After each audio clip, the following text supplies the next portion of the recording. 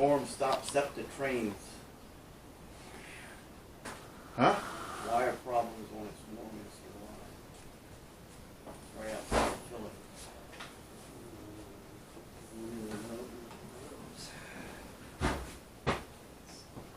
I think that bringing up the issue that they're privateers is, it's again about the martial law, and the privateers is another reason to make them dive for cover. You know what I mean? They don't want you thinking that they're privateers. Good idea. Although, close the blind door, would you? Yep.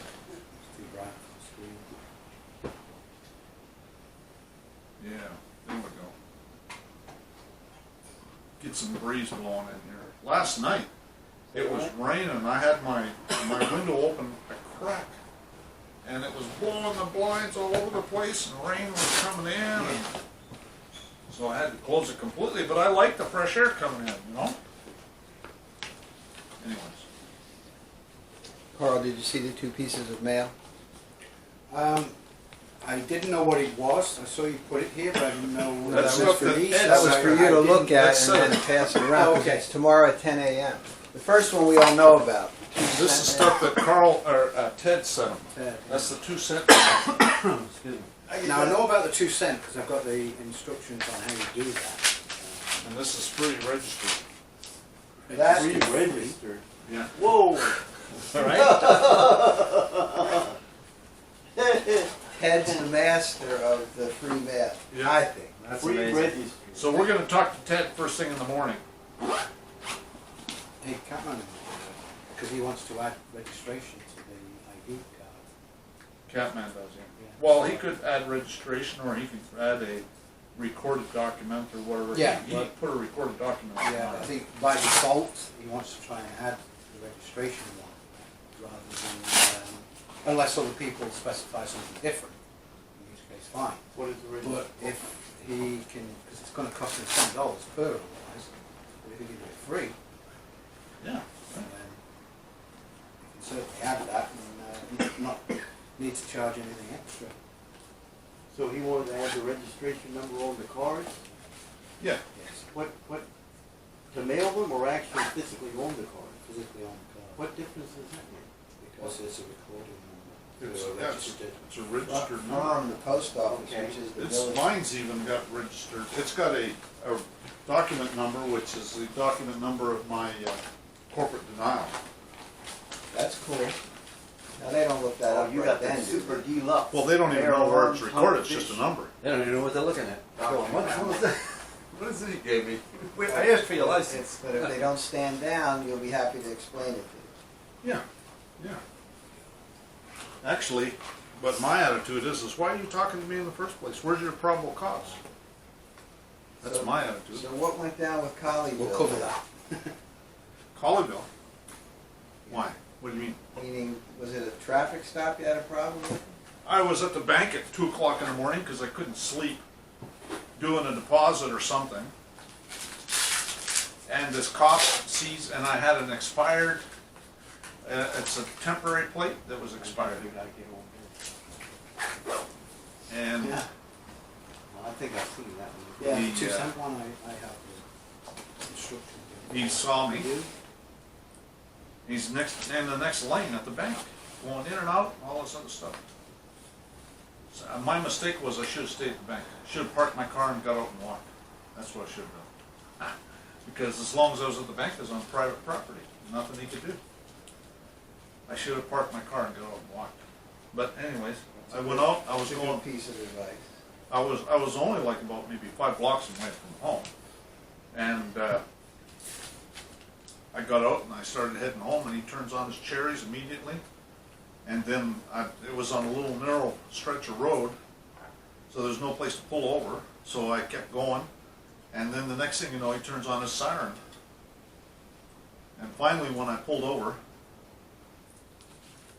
he comes up and wants to say I got an expired plate and all that, and wants to see my driver's license, registration, insurance, and I told him, I said, well, was there a breach of the peace? Do you have court order?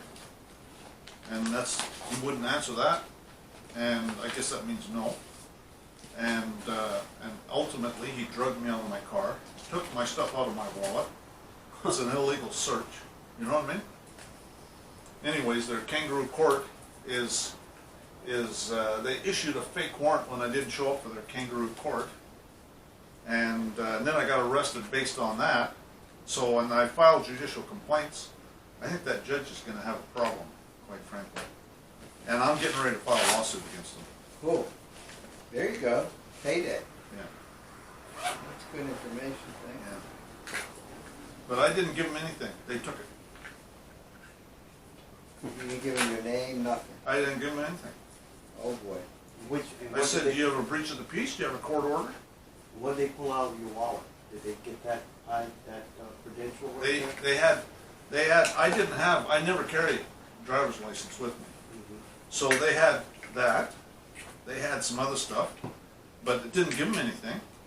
So they took me to a jail, and they tortured me to get me to give them my fingerprints. And basically they did. They tortured me. Put me in this room that was cold with no coat, and left me there for like hours. So at that point, could we call the sheriff at that point? Well, not. You gonna get a phone when you're in jail? How about prior to? Well, that's what I should have done. That's what I'm gonna do next time. 911. I'm gonna dial 911 and tell them I want the sheriff over here. That would have been good to have. Yeah.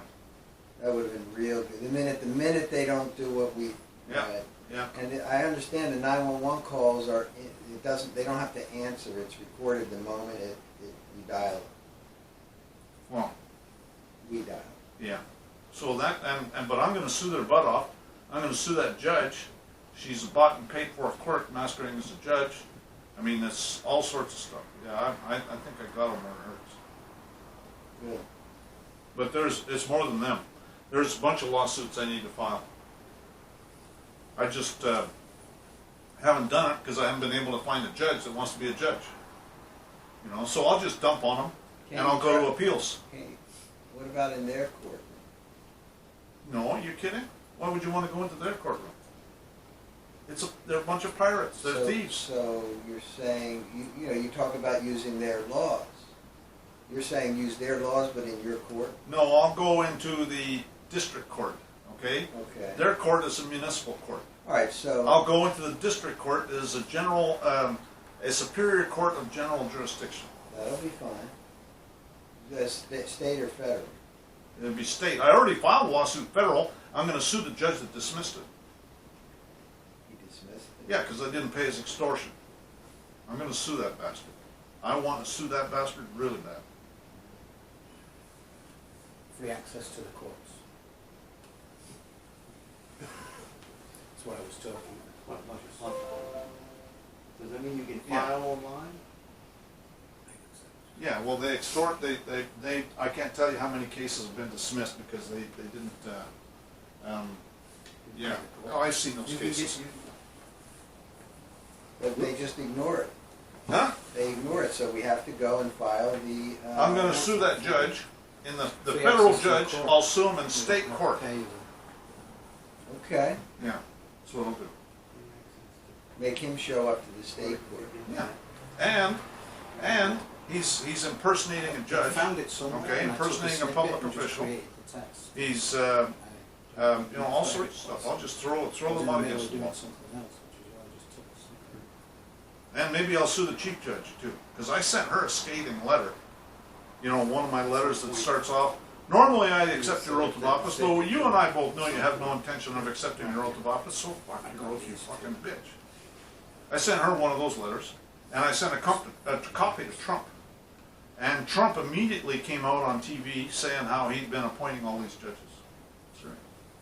He reads this stuff.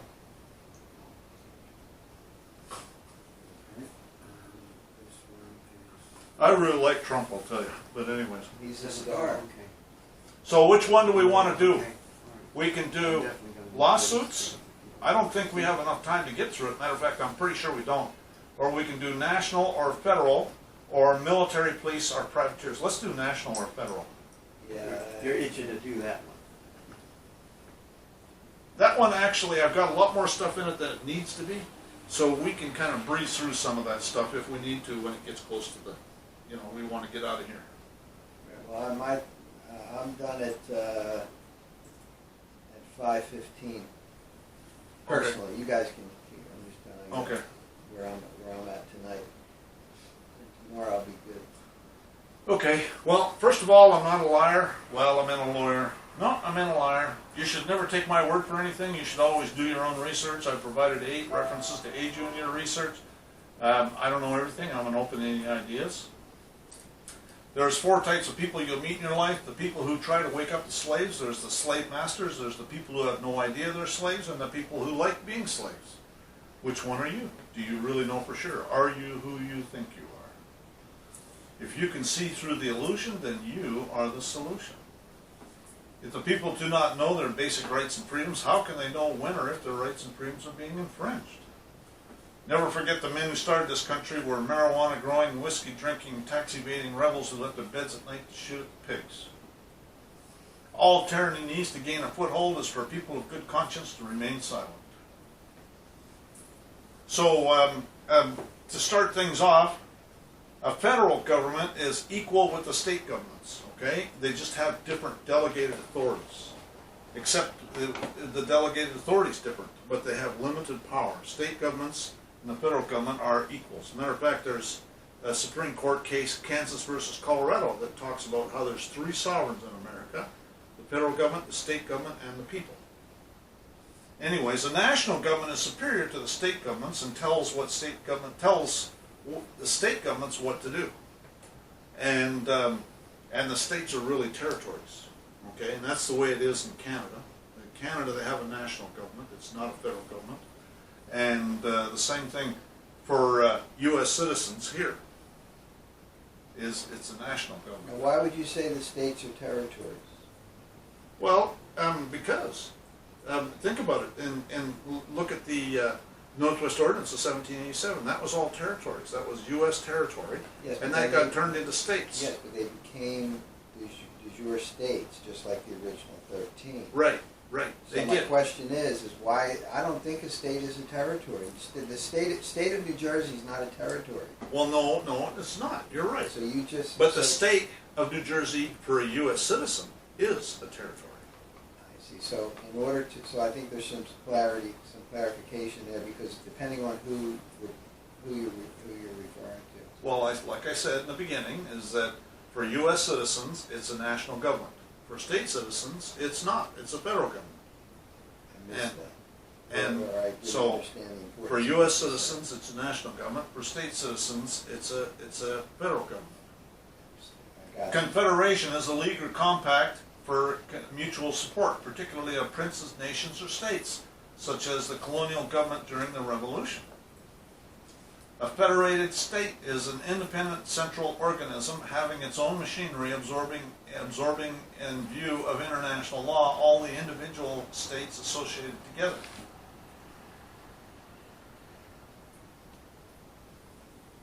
This is 49 U.S.C. 32101 definitions. The state means the state of the United States, the District of Columbia, Puerto Rico, Northern Mariana Islands, Guam, America, and Samoa, and the Virgin Islands. And really, what they're saying here is that they're saying it twice the same way. So they're saying a state of the United States, and then it's listing them.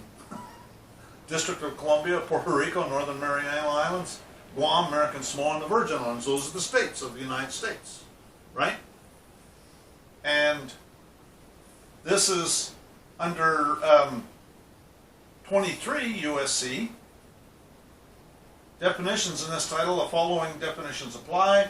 State, the term states means any of the, and this is 23 U.S. Code, okay, which is, it's not transportation, it's highways, okay? And the federal government builds highways all over the country.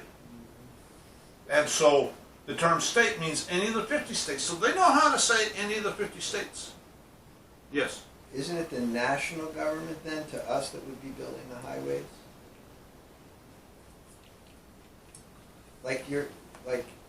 It's, You yes, said I the guess you could federal say, government. I it mean, would be that- the national government that's building the highways, that's a Okay, good the point. national government. Yeah, is it builds the building the highways, highways. but it builds them in all the states, but so they know how to say the 50 states is my point, okay? When they don't say the 50 states here, that means it's not the 50 states. They're just trying to confuse people by saying that it's the states. Okay, What they should have said is state includes.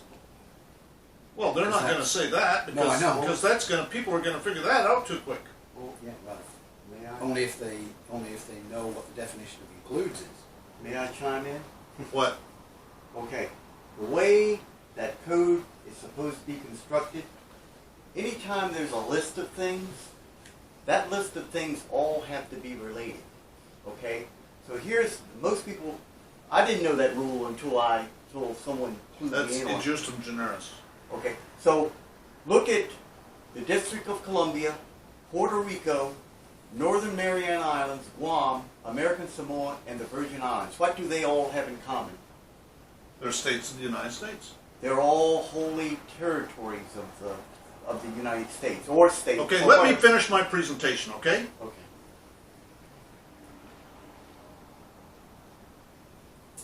Black's Law Dictionary, 8th edition, federal is an adjective of or relating to a system of associated governments with a vertical division of governments into national and regional components having different responsibilities, or of or relating to national government of the United States. Okay, so again, they're talking about that there's different responsibilities depending on whether it's the states or the federal government.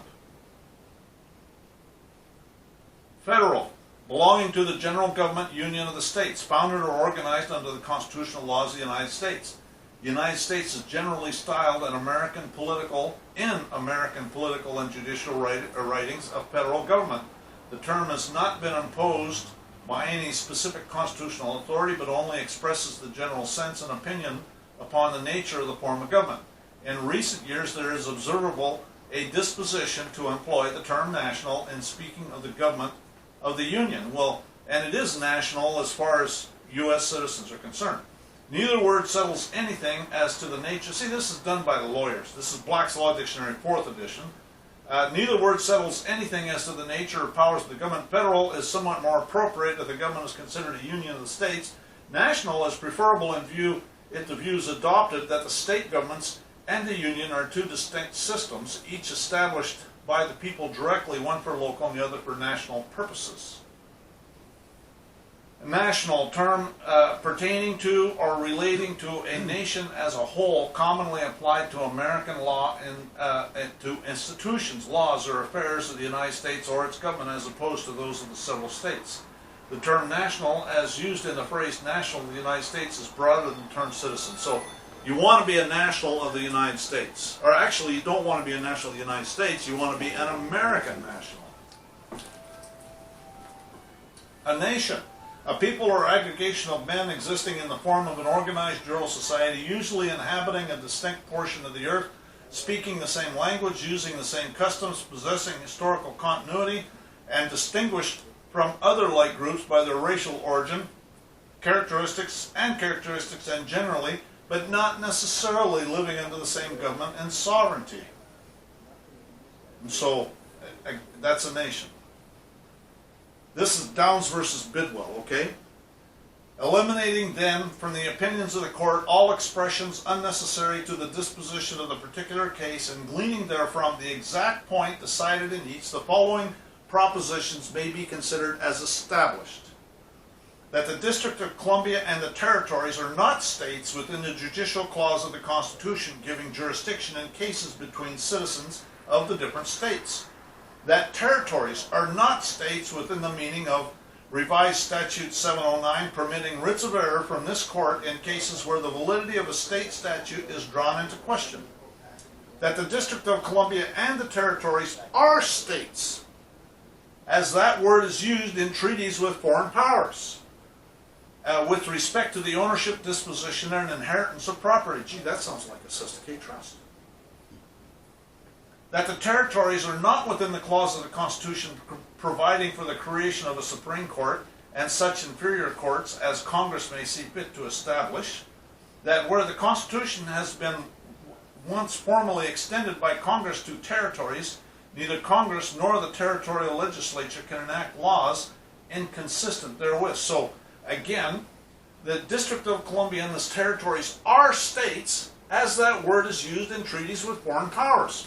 So they can sit there and in their statutes call them states, because they are, when it comes to treaties with foreign powers. So from a certain perspective, they are states. We are therefore of the opinion that the island of Puerto Rico is a territory pertinent to and belonging to the United States, but not part of the United States within the revenue clauses of the Constitution. So that's probably why they put the IRS in Puerto Rico. Exactly why they said. Yeah. Soon after this case passed, the DC Code, which talks about cestui trust, they passed the DC Code, which talks about cestui trust, and they started calling government the administration. Right? So that goes back to here. Territories are not state within the meaning of revised statute 709, permitting writs of error from this court in cases where the validity of a state statute, not that one, no. District of Columbia and the territories are states, as that word is used in treaties with foreign powers, with respect to the ownership, disposition, and inheritance of property. That's a cestui trust. That's an estate.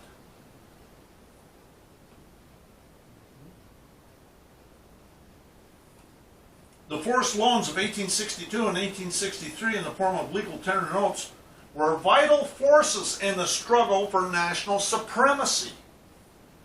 National supremacy. The nation, the federal government, was supreme. They formed a part of the public debt of the United States, the validity of which is solemnly established by the 14th Amendment. That means forced loans is martial law. So vital forces in the struggle for national supremacy. The Federal Reserve notes are extremely important as far as this national government. How do you get out of the jurisdiction of the national government? Well, for one thing, you have to tell everybody that you're only using these Federal Reserve notes because you're being forced to.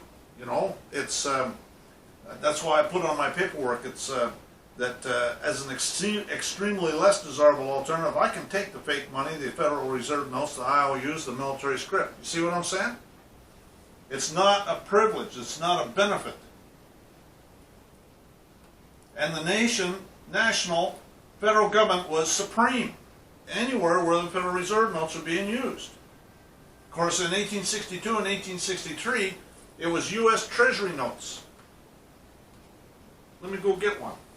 I got those ones upstairs. I'll be back.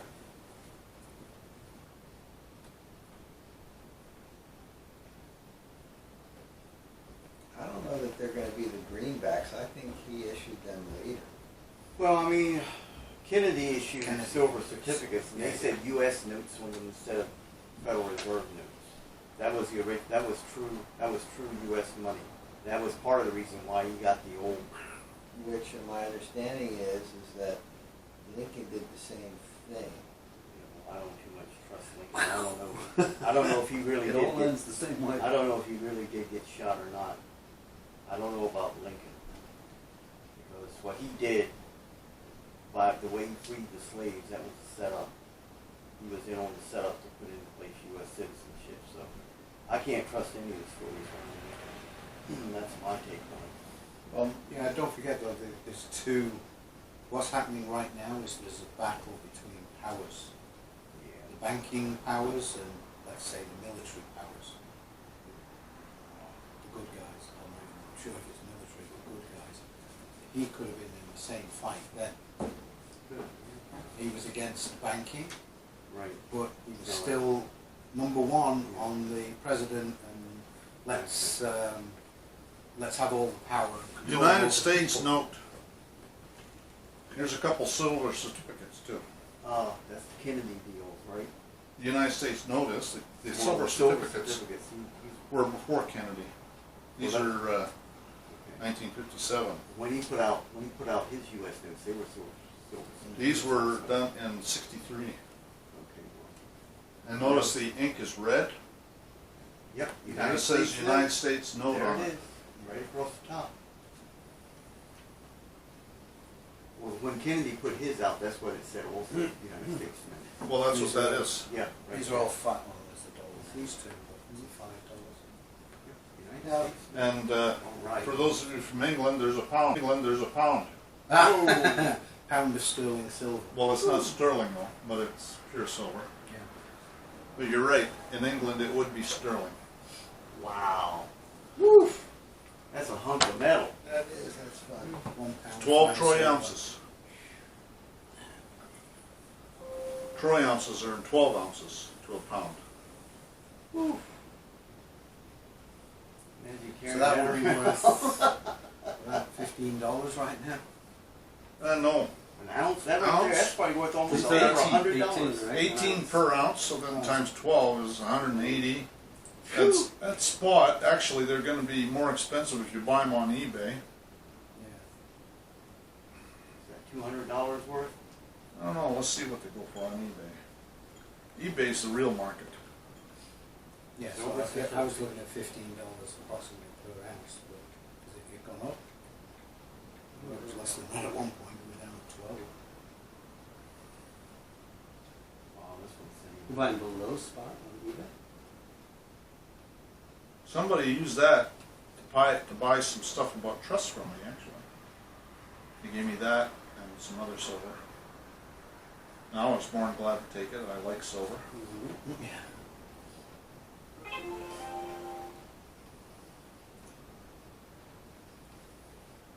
Silver payable to the bearer on demand. So you're claiming this is the forced loan? That's real money there. Well, that's a treasury note. In the Civil War, they issued treasury notes. That obviously is not the same ones they issued in Civil War, but that is a treasury note. Does this say this is 1863 or 1963? That's 1963. Oh, so That's this is Kennedy. That's why they killed Kennedy, I think. Yep. I see. I thought you had a 1862 or 1863 legal tender note. No. 'Cause I'm But that's claim- what they issued. Because I'm claiming that as the war progressed, Lincoln turned and did the non-interest bearing, and that's what got him killed. It wasn't at the beginning of the war. Well, let's see. He created the Greens Act, Yeah. That's what I'm which saying. was not, it was issued by the government and not by the first United States Bank, the second United States Bank of America, Right. which is the cartels. So he was doing them out of their cut. Right. I think that's why they. I'm gonna have to look. I'm gonna have to study the money of 1860, 61 to 65, and just kind of see what actually happened. Here's Wikipedia.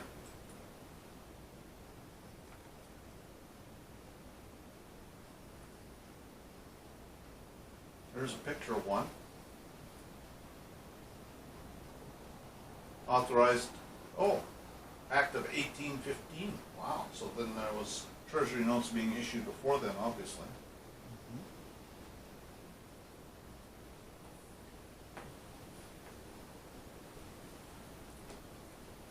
I wonder though if they weren't being issued through the, would it be the first United States Bank of America then? Treasury notes were introduced in 1862, and compound interest treasury notes introduced in 1863. So they did start charging interest in 1863. But when did he issue the greenbacks? I think it's right before he got shot. Well, that was the ones the treasury notes were greenbacks. Right. As opposed to what you were just referring to were U.S. notes. Says here, yeah, that's true. United States note, also known as legal tender note, is a type of paper money is issued from 1862 to 1971. In the U.S. having been current for 109 years, they're issued for longer than any other form of U.S. paper currency. They're known popularly as greenbacks, a name inherited from the earlier greenbacks. The demand notes that they replaced in 1862, often termed legal tender notes, they were named United States notes by the first Legal Tender Act, which authorized them as a form of fiat currency. During the 1860s, the so-called second obligation on the reverse side of the note stated, This note is legal tender for all debts, public and private, except duties on imports and interest on the public debt, and is redeemable in payment of all loans made to the United States. They were originally issued directly into circulation by the U.S. Treasury to pay expenses incurred by the Union during the American Civil War. Let's see. I'm just wondering how many they sent. Oh, here. 1861, United States Secretary of the Treasury Salmon P. Chase to raise money via the issuance of $50 million in Treasury notes payable on demand. And then, let's see, that was 1861. 1862. Right, it's 200 million total, it looks like. Issued 150 million in notes as legal tender in early February. So maybe it was just 100, 200 million total. So the greenbacks, non-interest bearing, were before the fiat.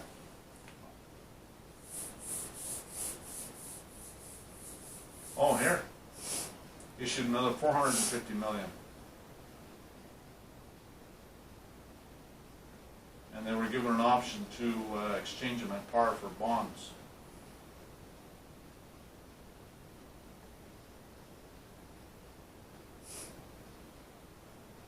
Right. So at that point, as being under martial law, would you say it was the national government? Of course. It wasn't the federal government? Well, according to the Supreme Court, there were vital forces in the struggle for national supremacy, right? That's Juilliard versus Greenman, U.S. Supreme Court. National government is supreme, federal government is not supreme. If you're a U.S. citizen, you're in the territorial New Jersey or Texas or California. If you're a state citizen or a free inhabitant, you're in the lawful de jure New Jersey or Texas or California. And that should say on, correct, or not? On the lawful de jure New Jersey. Okay, Just I'll let you have wondering. that one. What's that? Good point. I mean, you know, this is, it's a tough one out here. Yeah, I agree. Because, I mean, you do great, Glenn. It's easy for us to sit. Well, it's a good point. I got to get in that habit. I know I got to look in those documents more if I get a chance. I've been busy doing some stuff, but on the lawful de jure New Jersey or Texas or California, there we go. In the territorial, on the lawful. And this is Article of the Confederation, Article 4, the free inhabitants of each state, paupers, vagabonds, and fugitives from justice accepted, shall be entitled to all the privileges and immunities of free citizens in the several states. That means state citizens. Right, so being totally swearing off the word citizen as under the articles is not necessary. Sorry? They use the word free citizen there for the good guys. State citizens, right? They use the word free citizen. Right. State Under the- citizens. Under the Articles of Confederation, right? Yeah, citizen being the nasty word. Well, citizen is still fictitious entity. Don't forget to subscribe to this YouTube channel. Don't forget to follow me on Steemit at Sovereignty International. Don't forget to like this video on YouTube. Don't forget to click the bell next to the subscribe button so you're notified when there's a new upload. And on Steemit, don't forget to vote and make your comments. And there's my front page of my channel, and obviously it's only got 5,500 subscribers. I've got like a whole heck of a pile, about 5 times more than that now. But the subscribe button's already clicked in this case because it normally be red, but the bell is not clicked. You got to click the bell if you want to be notified of uploads. International law rule adopted for areas under federal legislative jurisdiction. Federalizes state civil law, including common law. The rule serves to federalize not only statutory but the common law of state and federal venue discussed. Civil laws effective in an area of exclusive federal jurisdiction are federal law, notwithstanding their derivation from state laws. And that's taken from Jurisdiction over Federal Areas Within the States, report of the Interdepartmental Committee for the Study of Jurisdiction over Federal Areas Within the States, Part 2, a text of the Law of Legislative Jurisdiction submitted to the Attorney General and transmitted to the President June 1957. And that's page 158 to 165. In the sense of public international law, the several states of the Union are neither foreign to the United States nor are they foreign to each other. But such is not the case in the field of private international law. The United States government is a foreign corporation with respect to a state of the Union.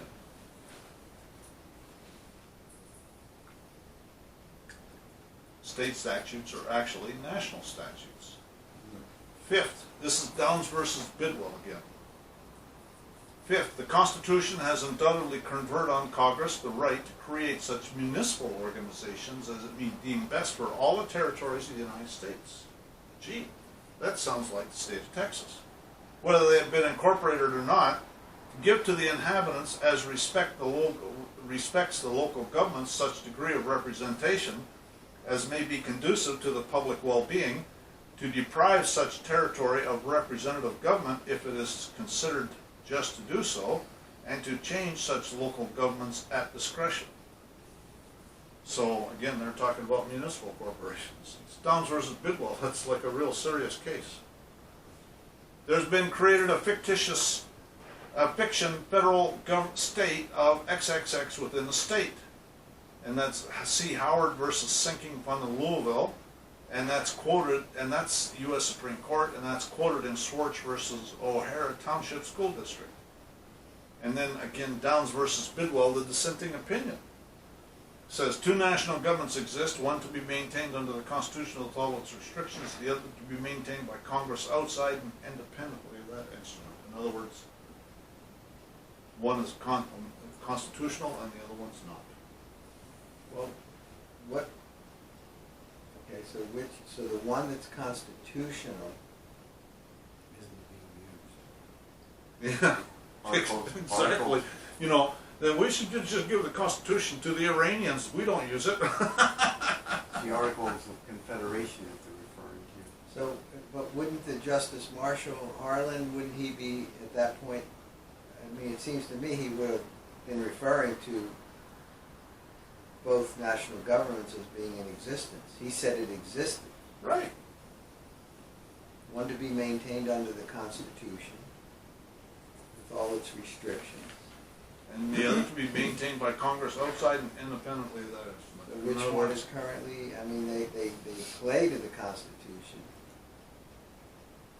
he's saying it's unconstitutional, but he's not coming out and saying that. He's saying it in a political way, I guess you might say. If it's outside and independent of the Constitution, then it's unconstitutional. One is maintained, so which one is operational right now under military rule? They're both, the unconstitutional one is under martial law. You can't put the constitutional one under martial law.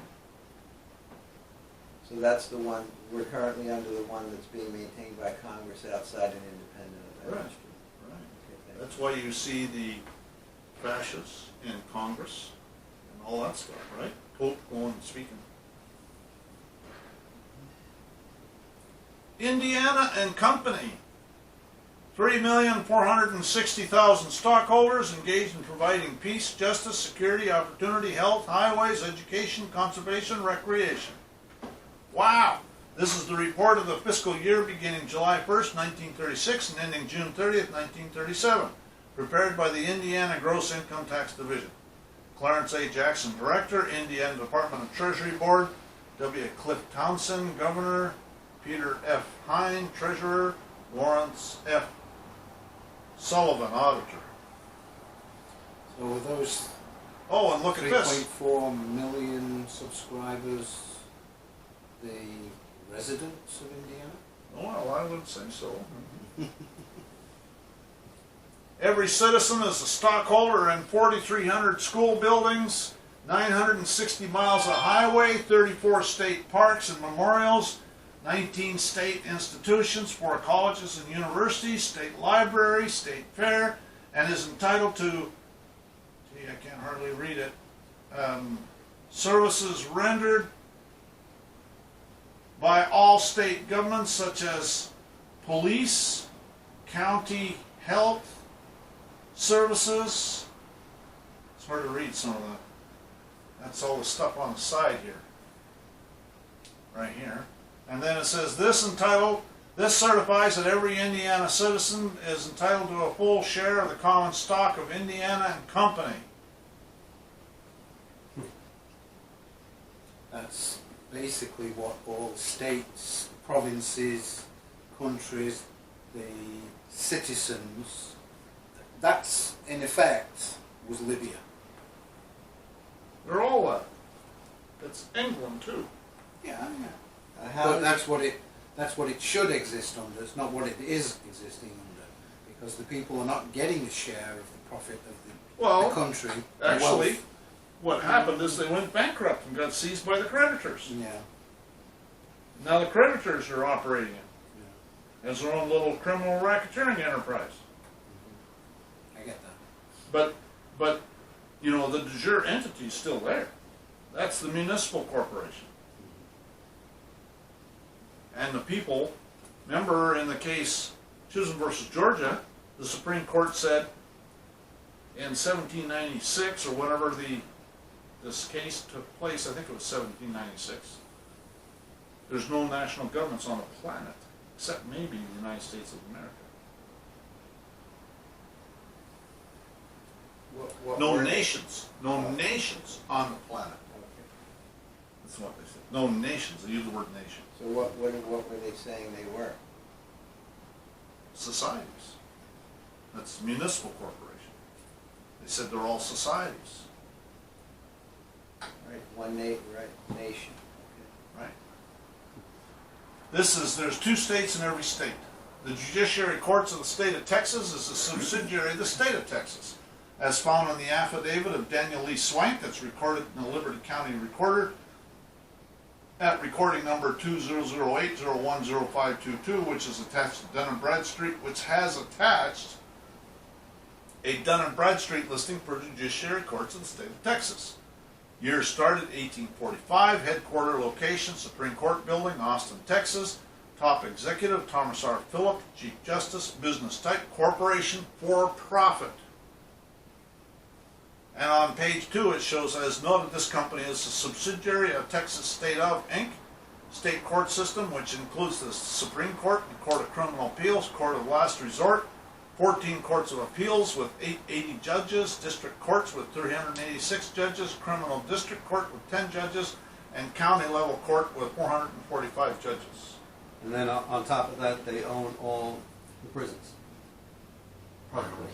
Either that or the Roman cult owns them. I don't know. Well, they actually sell shares on the stock exchange. Some of the prisons they do, yeah. Or private equity anyway. There's Some of them. There's Correctional Corporation of America, right? Anyways, this is the affidavit of Daniel Lee Swank. Says, I, Daniel Lee Swank, affiant herein, state under Public Law 97-280 that I'm competent. I have personal knowledge of the facts herein and state that the facts herein are true, correct, and not misleading.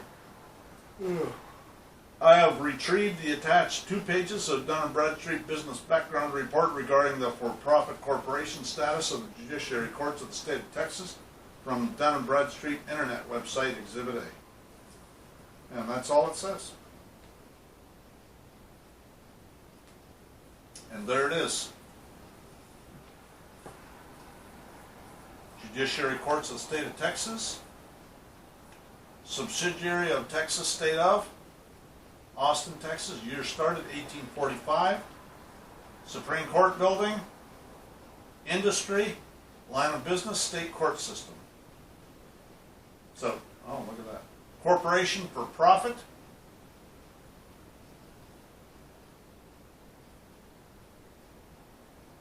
So why would those judges have to take an oath if they're part of a corporation? Because if they didn't, they'd be, had to, again, there weren't 2 hats. So the oath is when they're dealing with the people.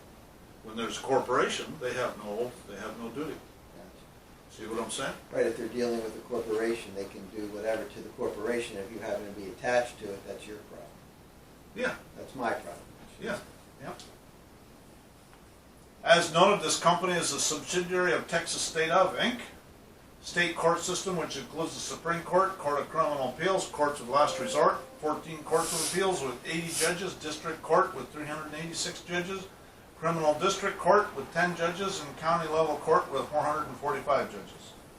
Branches, the Department means 14 Courts of Appeals, 375 District Level Courts, and 420 County Level Courts.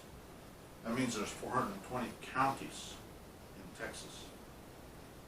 That's a bunch of counties, let me tell you. And it's certified. This is the, over here is the official records, Liberty County, the county filing number, and this is a certified copy. County Clerk, Liberty County. So my blog is sovereigntyinternational.wordpress.com. My website is sovereigntyinternational.fyi. My email address is engineerwin@yahoo.com. My YouTube profile, Sovereign Living. My Facebook community page is deleted due to censorship on the part of Facebook. My private group, Sovereignty International, is being deleted, although I've never been to Facebook in a long time. That's a has-been. Who goes there anymore? My Yahoo private group is Administrating-Your-Public-Servants. My Google private group is Administrating-Your-Public-Servants. Follow me on Twitter at EngineerWin. Steam it is Sovereignty International. BitChute, I don't go there. They have a few of my videos, but I don't really pay much attention because they don't allow me to upload videos over 500 megabytes. And then there's Patreon, Sovereignty International on Patreon. So, anyways, in this state means within the exterior limits of Texas and includes all territory within these limits ceded to or owned by the United States. 2 jurisdictions. That's under the Texas Tax Code in this state.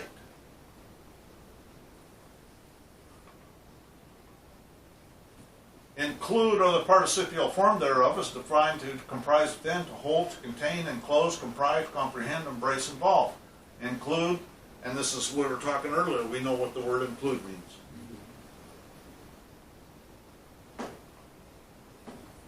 And get a load of this, Texas Transportation Code, motor vehicle title requirement.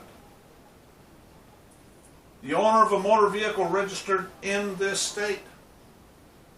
The Texas Transportation Code is really a subsidiary of the U.S. Transportation Code. If you think about it. A person may not operate a motor vehicle registered in this state. Owner of a motor vehicle is required to be titled and registered in this state. Subsection C does not apply to a motor vehicle operated on a public highway in this state. It's all over the place.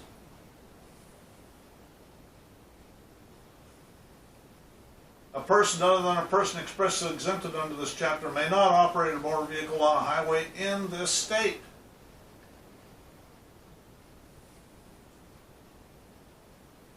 A person may not operate a motor vehicle in this state without financial responsibility.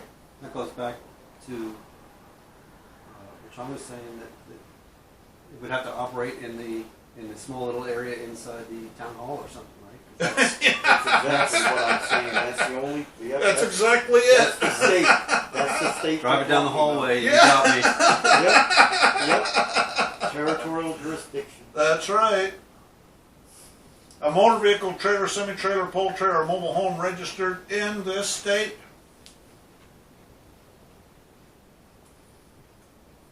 A municipal court of record is presided over by one or more municipal judges. The governing body shall, by ordinance, appoint its municipal judges. A municipal judge must, number 4, have 2 or more years of experience in practice of law in this state. All lawyers are DC. An assistant prosecuting attorney must be licensed to practice law in this state. To qualify for appointment as an associate judge under this chapter, a person must be a resident, have been licensed to practice law in this state. The Board of Examiners, acting under instructions of the Supreme Court, shall determine the eligibility of candidates for examination for a license to practice law in this state. The Office of Court Administration of the Czech judicial system shall develop and maintain a model for a uniform written jury summons in this state. The easiest and quickest way to get off a jury is to say I'm not a U.S. citizen.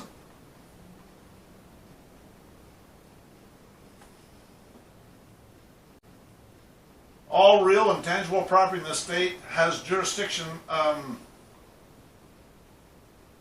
to tax, is taxable unless exempt by law. The state has jurisdiction to tax real property if located in this state. And then it goes on, located in this state for longer than a temporary period, temporary located outside the state if the owner resides in this state. Used continually, whether regularly or irregularly, in this state. Tangible personal property that is operated or located exclusively outside the state during the year preceding the tax year on January 1st of the tax year is not taxable in this state. A law enforcement officer, each law enforcement agency in this state. A warrant of arrest shall be authorized to execute the same in any county in this state. A search warrant. No search warrant shall issue for any purpose in this state.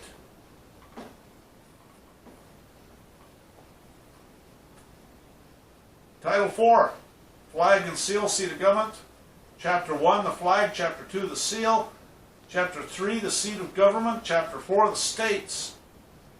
Yeah, but the states that they're talking about is really the territories. Official territorial papers.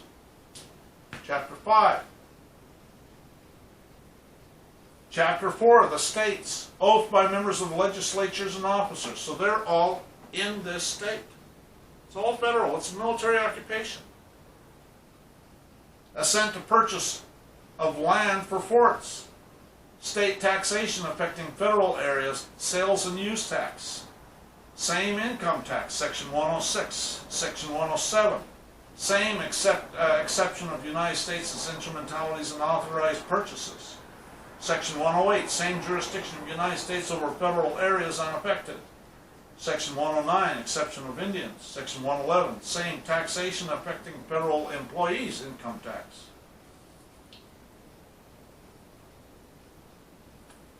I've got a exclusive content available on my website and Patreon. My website has 2 subscription levels, and I've accepted cryptocurrencies. The basic level is $29.99 a year for the videos only. My platinum level is $49.99 a year for videos plus unlimited consultations. But I'm not a liar. Well, I'm an attorney. No, I'm not a liar. But I can tell you what I would do under certain circumstances and where to find the forms. The only power that the New World Order Satanists have over us is through fraud and deception, and my agenda is to expose it for all our benefit, but I cannot fight all the battles. I'm currently publishing a video a week, but it varies. I don't interested in publishing the same thing twice, and so if I don't have new material to publish, I don't publish. Some of the exclusive content includes the Arlington Private Information Share and Land Deed Training Estoppel Certificates Training, Foreclosure Estoppel Certificates Training, Corporate Denial Training, Toll Roads Notice and Demand Training, Invoice Training, Notice of Void Judgment Training, Revocation Signature Training, Third Party Witness Training, and Federal Habeas Corpus Training. Revocation of Voter Registration Training, Criminal Complaint Training, and there are several of them, and there's going to be more. Lawsuit training, we're going to talk about one tomorrow, and other training requests depending on what people are looking for. And there's also going to be the Northeast Private Information Shares. All form files and other instructions are available for free on my 2 private groups at Yahoo Groups and Google Groups, and all exclusive content's available on my website. You can buy a subscription there. And if you want to buy a subscription as a donation, it's a modest donation, there's no doubt about it, but every little bit helps and everything's appreciated. Oh, and then there's a Patreon at Sovereignty International. So, territories. All hospitals and healthcare are in the territories. Just have to, huh? Didn't know that. Yeah. Yeah. That's why they're trying to. So you're in. That's why if you read it, it's all very carefully worded. All financial institutions are in the territories. All labor organizations are in the territories. All law enforcement agencies are in the territories. All government agencies, courts, cities, counties, municipal courts, etc. All taxes are federal. The officers of their court are U.S. citizens. They're demanding Federal Reserve notes. All of their Leos are U.S. citizens. They're demanding Federal Reserve notes. This is the Gold Reserve Act of 1934, located at 48 Stat 337. As used in this act, the term United States means the government of the United States. The term currency of the United States means currency which is legal tender in the United States and includes United States notes and Federal Reserve notes, which means that United States notes and Federal Reserve notes are meant for internal use of the government only.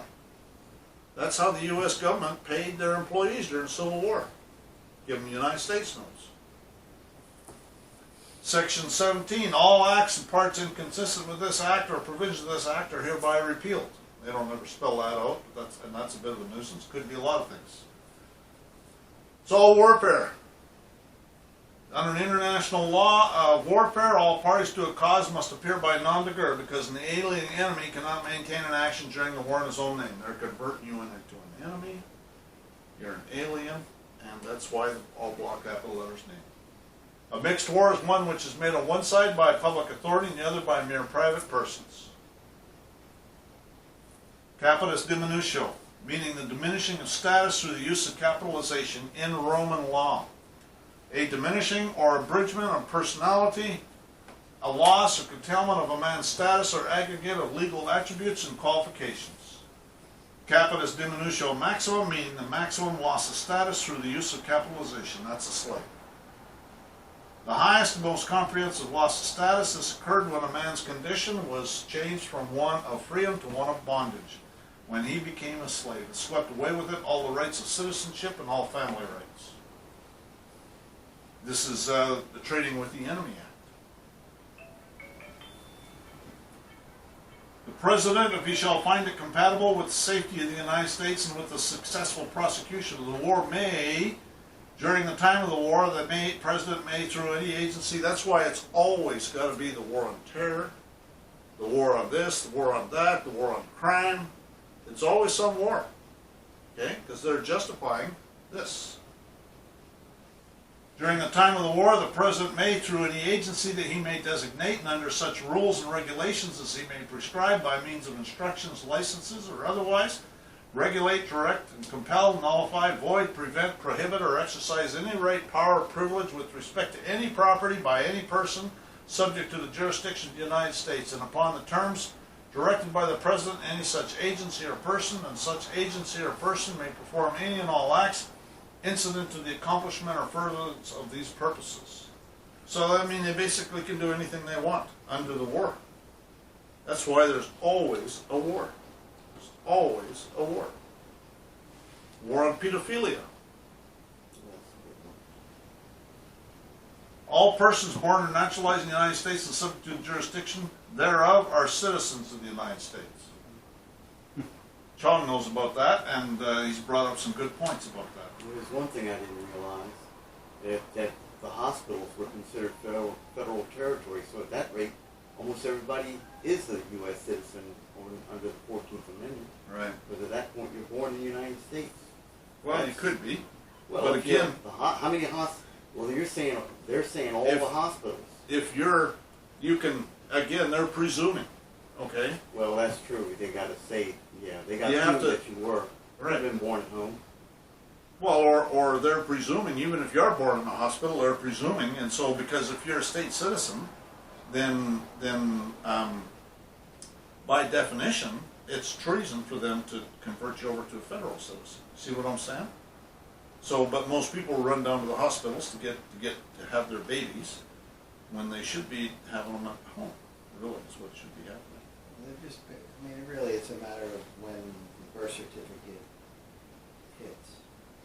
Well, that's true. As But far as Georgia- in the United States. Well, and at common law, your births are recorded in the family Bible. So there is no birth certificate. Birth certificate And is. one could record that at the county level if one wanted to. Oh yeah, I would. In fact, I would make a affidavit, attach the birth certificate to it. It's with great joy I did that with my son. So with great joy I announced the birth of my Birth son. announcement, not birth certificate. You said announcement. You Yeah, said that's right. certificate. And it You was said a certificate. notice and declaration of birth. Okay, you said certificate. It's with great joy that I announced the birth of my son. You know what I mean? There's nothing, one could even just do that even now. Oh, of course. Of course. Two times in the local. Oh, well, I wouldn't record it in the paper. You could, I suppose, but I just record it in the counter recorder. That's what I do. I got a video about that. Anyways, I could pull up the one that I recorded because it's recorded in the counter recorder. This is the act to terminate certain authorities with respect to national emergencies still in effect and to provide for orderly implementation and termination of future national emergencies, which was approved on September 14, 1976 at 90 Stat 1255, where it says, be it enacted by the Senate and House of Representatives of the United States of America and Congress assembled, that this act may be cited as a National Emergencies Act.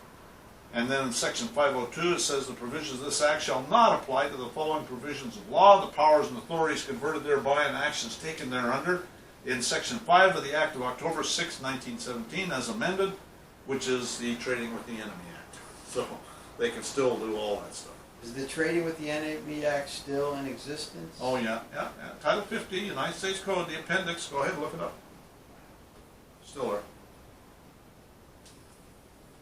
We can't even begin to count the number of times judges, lawyers, and statesmen said there isn't any common law anymore. It's been replaced by statutes. They would be more truthful if they said there isn't any common law anymore. It's been replaced by martial law. And that's taken from the non-ratification of the 14th Amendment by Judge A.H. Ellett of the Utah Supreme Court in relation to the case Diet versus Turner. In the meantime, civil law was the form of law imposed in the Roman Empire, which was largely, if not wholly, governed by martial law rule. Equity has always been understood to follow the law. To have superior equity is to turn things on their head.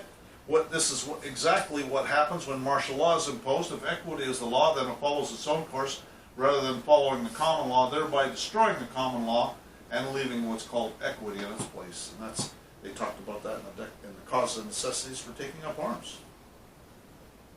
And again, that's non-ratification of the 14th Amendment by A.H. Ellett, Utah Supreme Court judge. I don't know why it says he's a judge in the case Diet versus Turner. The exclusive jurisdiction which the United States have in ports and dockyards ceded to them is derived from the express assent of the states by whom the cessions were made. It could be derived in no other manner, because without it the authority of the state would be supreme and exclusive therein. It is a well-established principle of law that all federal regulation applies only within the federal district of the United States, within the territorial district of the United States. Yeah, territory.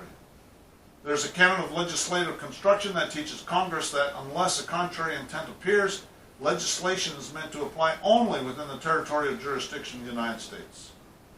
U.S. Supreme Court. The United States is located in the District of Columbia under the Uniform Commercial Code.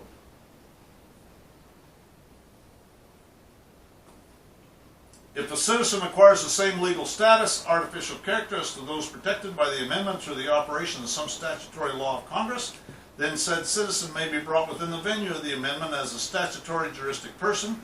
By this means, citizens' birthrights become of no effect, and their rights are reduced to the inferior character of statutory civil rights, mere legislative privileges. And that's again Judge A.H. Ellett of the Utah Supreme Court in his book Non-Ratification of the 14th Amendment related to the case Diet versus Turner. And so, remember, they talked about that. They're basically, if you become involved in these statutes, then you're a slave. Inferior statutory civil rights, mere legislative privileges. That's the Civil Rights Act. Check out my other videos, Bankster Thieves playlist, Roman Cult playlist, Bankrupt Corporate So-Called Governments, bar members 1 through 5 now.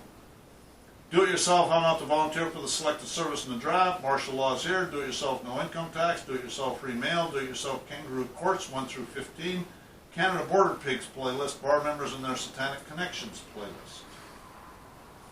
So there's 2 classes of citizens, and actually you can be a free inhabitant. Well, that's not really a citizen. That's right. That's a non-political citizen.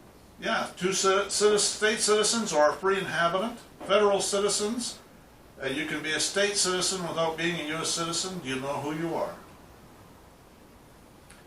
Non-resident, non-person.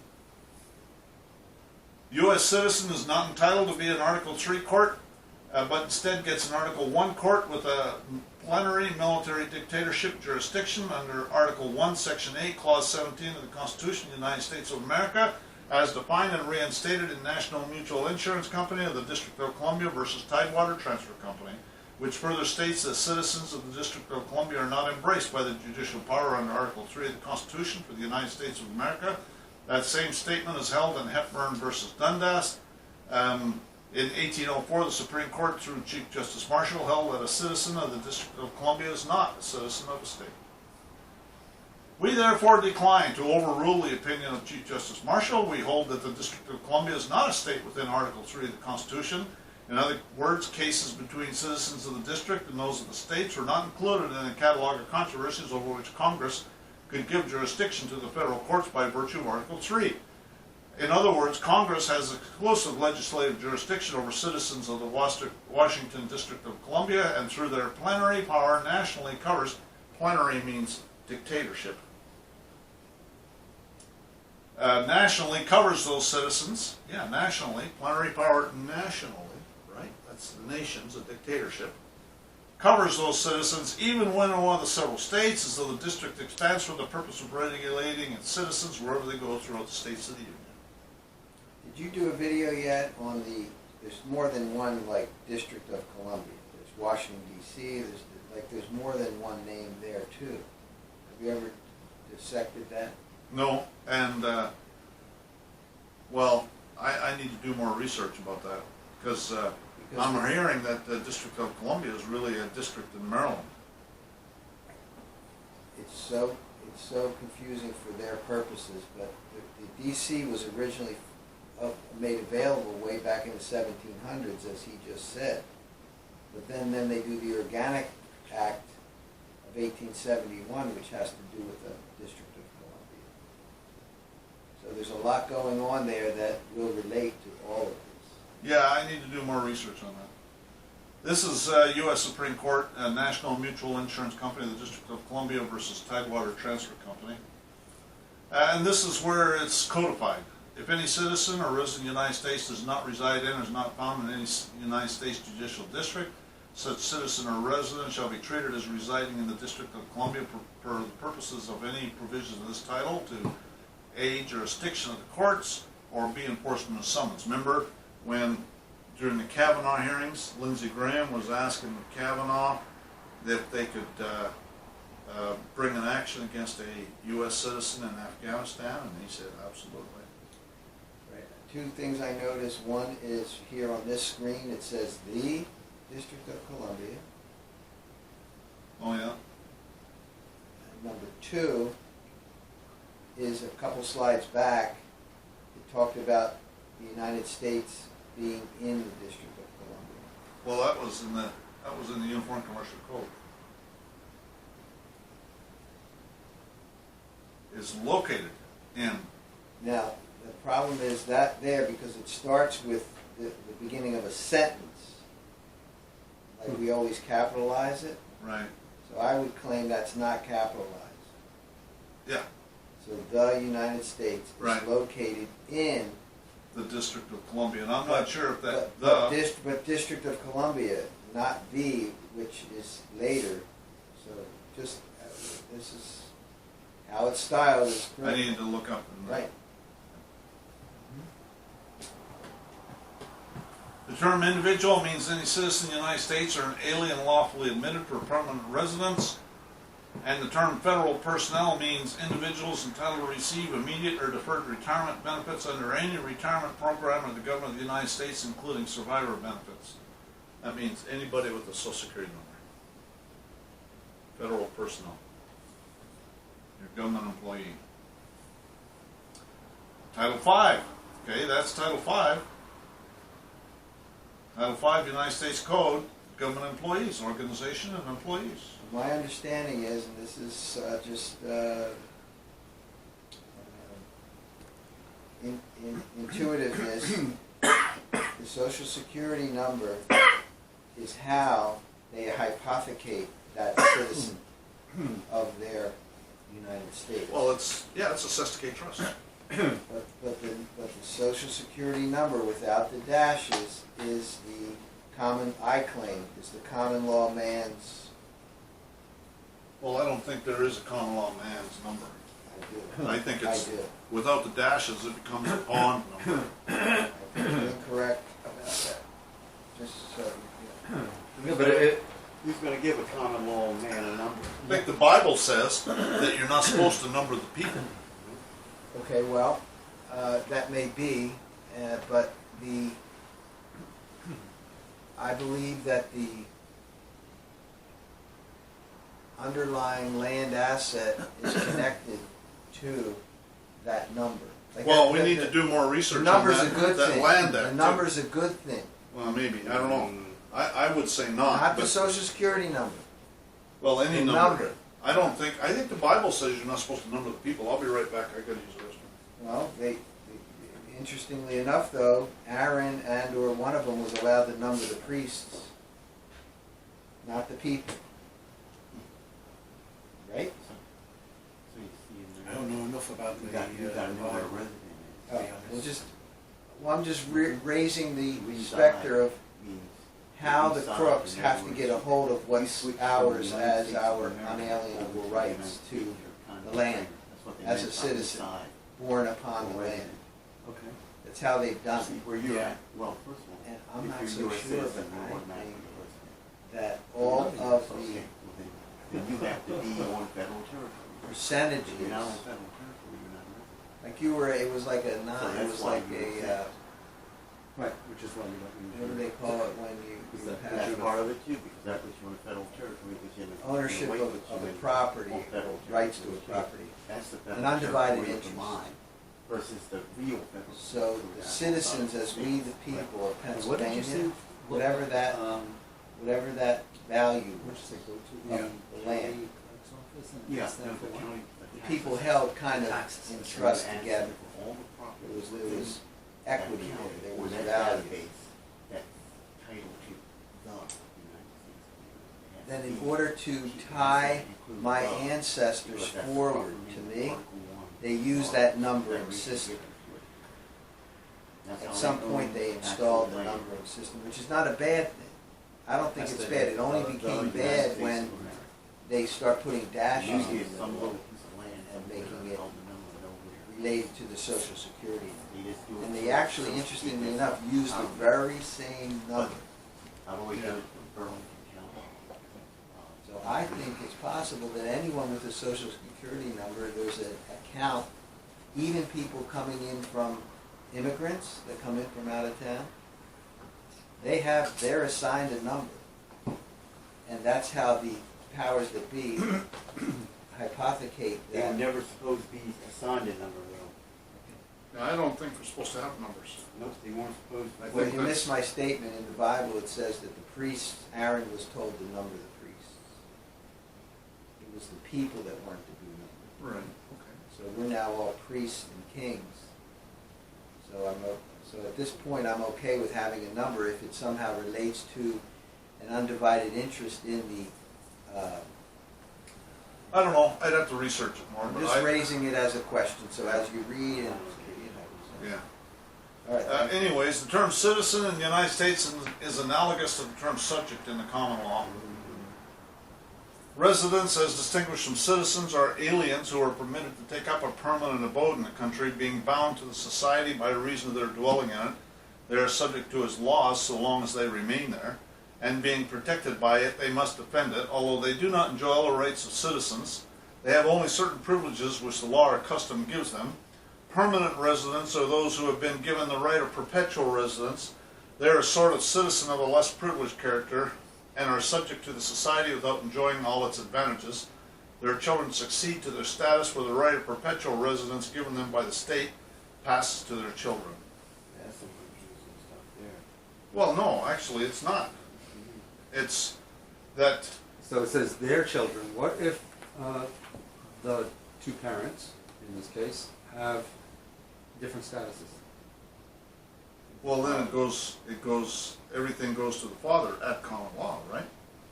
But this is the law of nations. This is the law of nations. You got to understand. This is the law of nations by Vattel, Yeah. Book 1, Chapter 19, Section 213, page 87. Now, so what I'm saying is that the law of nations. This is under the law of nations, not common law. Law of nations, which your Law whole of point nations. was, where a national government is citizenry that's owned by the nation. That's the Roman cult.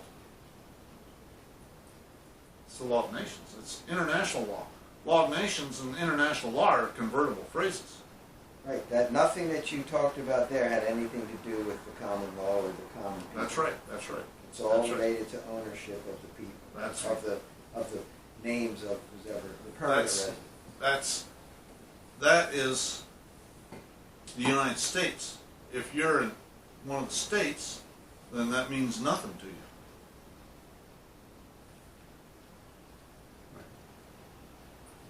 Every taxpayer is assessed to trust, having sufficient interest in preventing the abuse of the trust to be recognized in the field of this court's prerogative jurisdiction.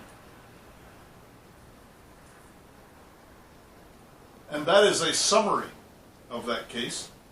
And this is a summary of Congressional Record date June 13, 1967, pages 15,641 through 15,646. It's 5 pages of Congressional Record. I don't know if you've ever looked at the Congressional Record, but it's 3 columns and it's really small print.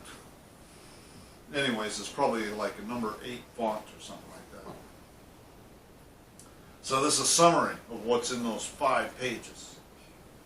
The citizen of the United States is a civilly dead entity operating as co-trustee and co-beneficiary of the public charitable trust, the Constructive Trust of U.S. Inc. under the 14th Amendment, which upholds the debt of the USA and U.S. Inc.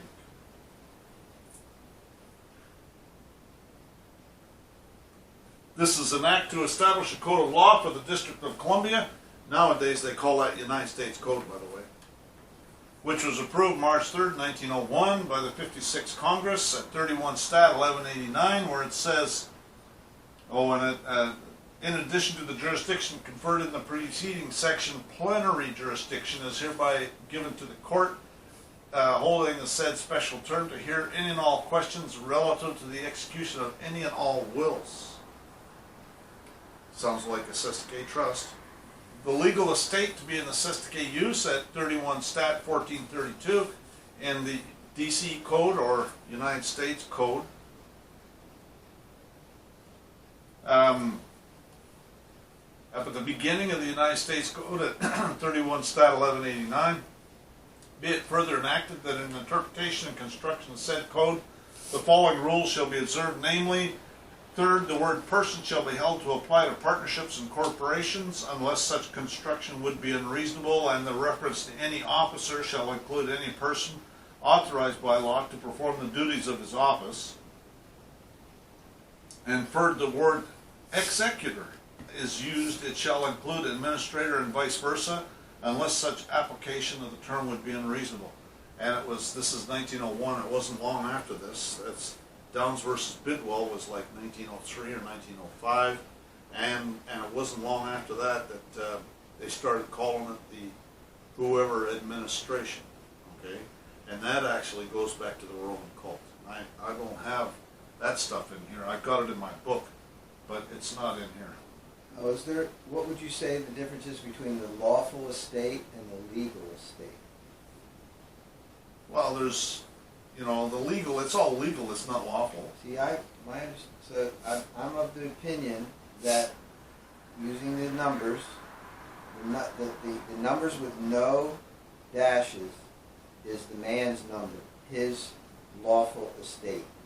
They then, when we get lost at sea, it becomes the legal estate, and that hypothecates the actual value of the lawful estate. That's where they become the co-trustee. See, you're wanting to access that account. No, I'm not. Why do you say that? That's- Why are you speaking to me? I'm not wanting to access it. What I'm saying is, because it's all assessed to Cape Trust. Why would you even mention it unless there was something, an asset of some sort, to get a hold of? because And again, that's all in the illusion. Okay, that's all in the matrix. It's all Federal Reserve notes, all accounts. It's all commercial. It's all fake. I don't think the lawful estate is, and it goes back to when one returned home from being lost at sea, you could reclaim it's about the usufruct. And That's there- Roman law again. Usufruct is Roman law. And who's responsible for making sure that the estate is properly cared for? Still Roman law. All mortgages, commercial paper falls under Roman law. Negotiable instruments falls under Roman law. Mortgages, Roman law. Huh?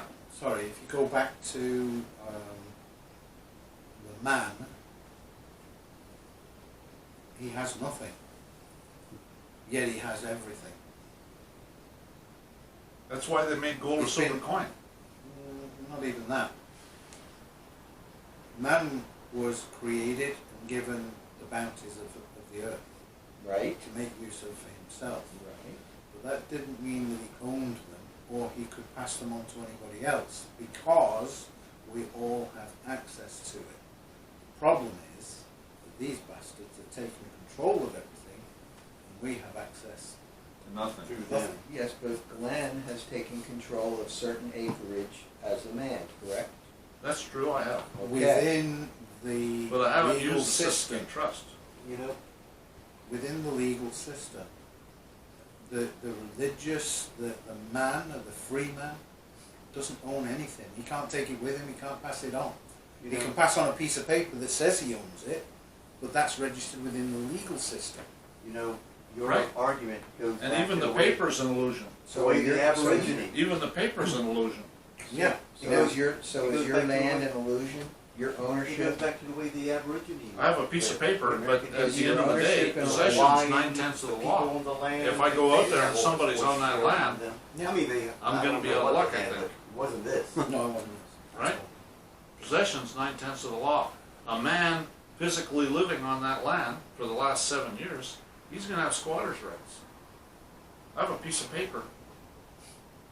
But again, that's still a concept within the legal system. Right.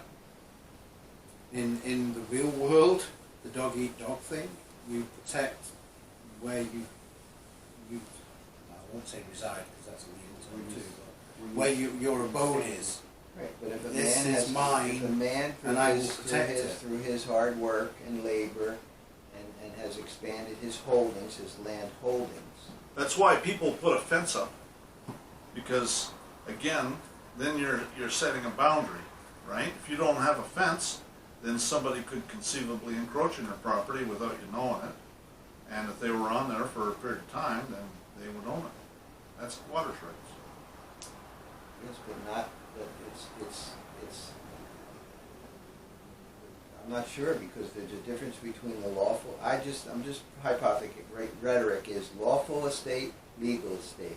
I think there's something there. I don't know the answers, I'm just bringing up the fact. I don't think there is such a thing as a lawful estate. I would tend to agree, because as a man, we don't own anything. We just have access to everything. We're just not being given access to everything because other people with greater power or control are hoarding it for themselves. Hoarding what? Everything. Land, for one thing. Land, And stealing it. property. They're stealing it. So what I'm saying is that these de jure states that are abandoned essentially, I believe that the powers that be are using that abandoned property, which they have accessed by virtue of the original inhabitants. And then by virtue of sending us into the sea and giving us a number, and we're now lost at sea, they're co-trusteeing that benefit that's coming from the value of that. But they They're can do doing that whatever with they this- want in their system. They're doing that with a Sesticate trust because that's all in the matrix again. Okay, well, There's no doubt they're doing that. I think But that's all the Roman cult, Sesticate trust. And I think that I understand, and I think that the Sesticate trust is the lost at sea aspect. Like there's some maxim of law, something of that nature, that had to do with when. Well, we declared dead after 7 years. So Yes, the but state. That's wild. yes, but then at that point, that's why the states that. No, after 7 years you're declared dead, and then 7 years ties in with that they're both the same. I mean, it's kind of. Yes, but Thinking this- you can be declared dead, and your estate goes into trust. Even today, the state of Pennsylvania is holding money from people from 20 years ago, 30 years ago. Right. They're the trustees. Right. That's the point I'm making. So, Yeah, but that's all the legal illusion. framework. It's a legal framework. That's all the illusion. I don't think it's an illusion anymore. Then there's nothing real. Well, there is, gold or silver. Gold or silver is real. It's not an illusion. The land is The real. land is real. If you're on physically on it, like the fact that you guys have this house and you're here all the time, that's real. No, it's not. Well, that's. But this it's, is- you have a corporation that owns this, so that's not Right, real. Right, so my point is that there's something related to how they've been able to, there's a taxing authority going on here, there's a code enforcement thing going on because we haven't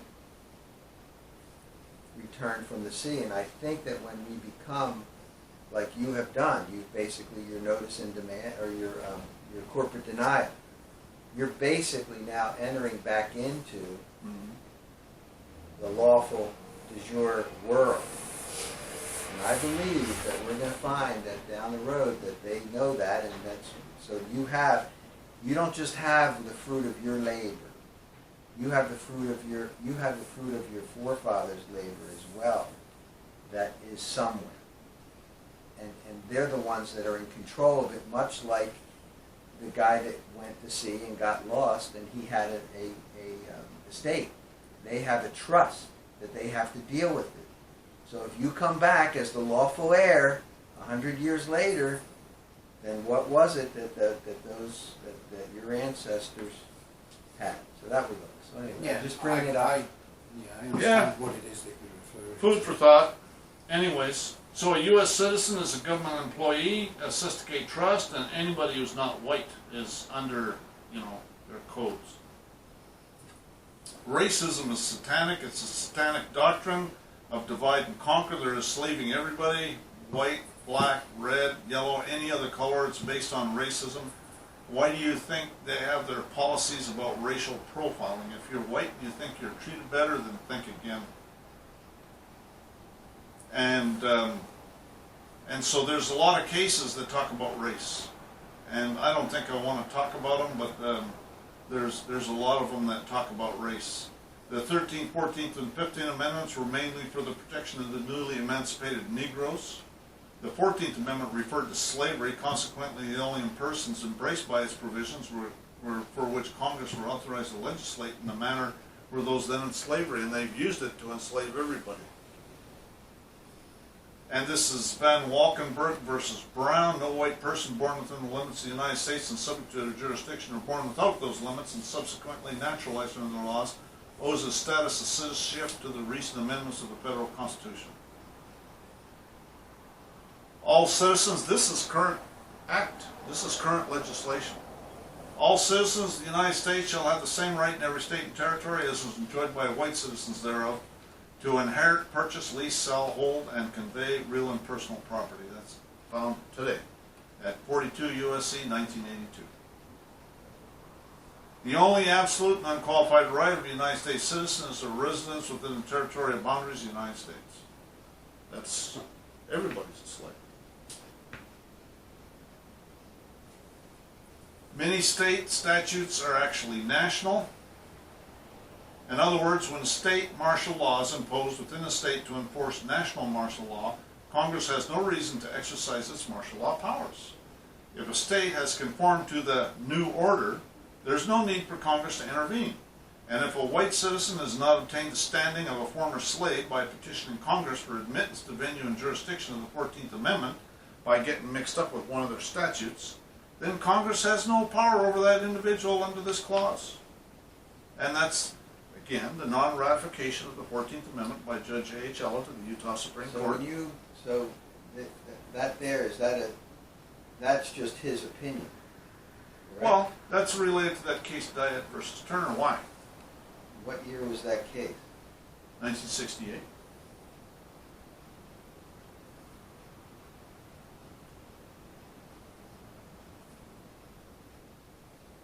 I hear this a lot, the 14th, sure about the 15th, but the 14th and the 16th amendments were never ratified. Well, none of it's done properly after the 13th Amendment. Yeah. The current 13th Amendment is a fraud too. There's a real Article 13 an amendment that is completely different. Yeah. I don't Well, what happened though is that when the southern states walked out of Congress, they ceased to have a quorum. Mm-hmm. And so then Lincoln ordered Congress to reconvene under executive authority. And they've been operating under executive authority ever since. And now all those people are dead, so they can't have a quorum. So it's impossible to have lawful de jure government again unless they have a constitutional convention. The problem with that is it'll be a bunch of lawyers that are running it. They're going to try to have a constitutional convention under martial law, I think, is what they're going to try to do. Well, they're going to try all sorts of stuff, but I mean, we're under martial law.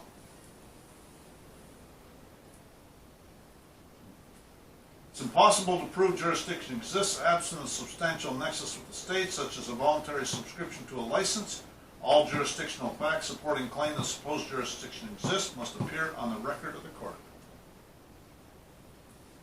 Statutes have been passed. This is the causes and necessities of taking up arms, 1775.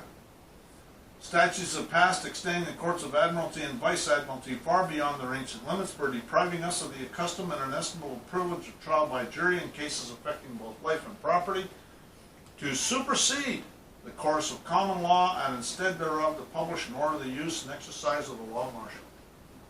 So remember, we were talking about equity and how superior equity is turning things on its head. Well, that's what they're talking about right here. Under martial law, there is no common law.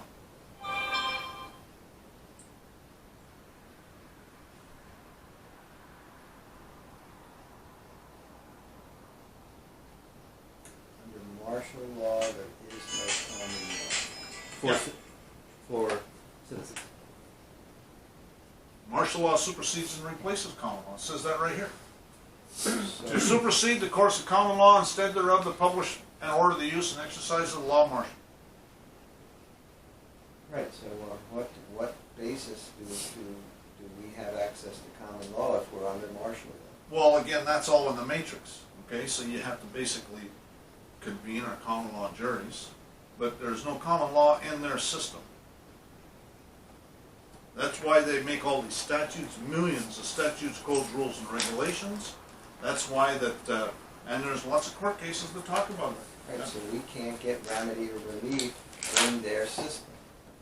No. It's impossible. Well, yeah, the only way you can get remedy or relief, you can, but it's not going to be a common law remedy for sure. It's a remedy in their system, Right? whatever they decide to give you. Well, yeah, if they pass statutes that, but again, what they have to do is they have to pass statutes for common law crimes, and so if they have passed statutes that give you remedy, then maybe you'll get a remedy, maybe. And that's the public law? Yeah. That's the common law remedy under martial law. It's not, there's not a common law remedy under martial law. It's going to be martial law remedy. And what they do is they pass millions of codes, rules, and regulations. I was talking to that lady about that at the John Birch Society meeting. And what happens is they conveniently forget to pass statutes for common law crimes, like infanticide, those kinds of things. See what I'm saying? So then people can kill their babies. At common law, that wouldn't be tolerated at all.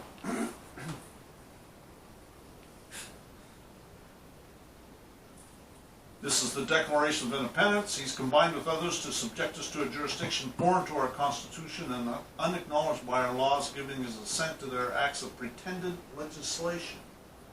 Okay, and they do that too. Okay, that's color of law.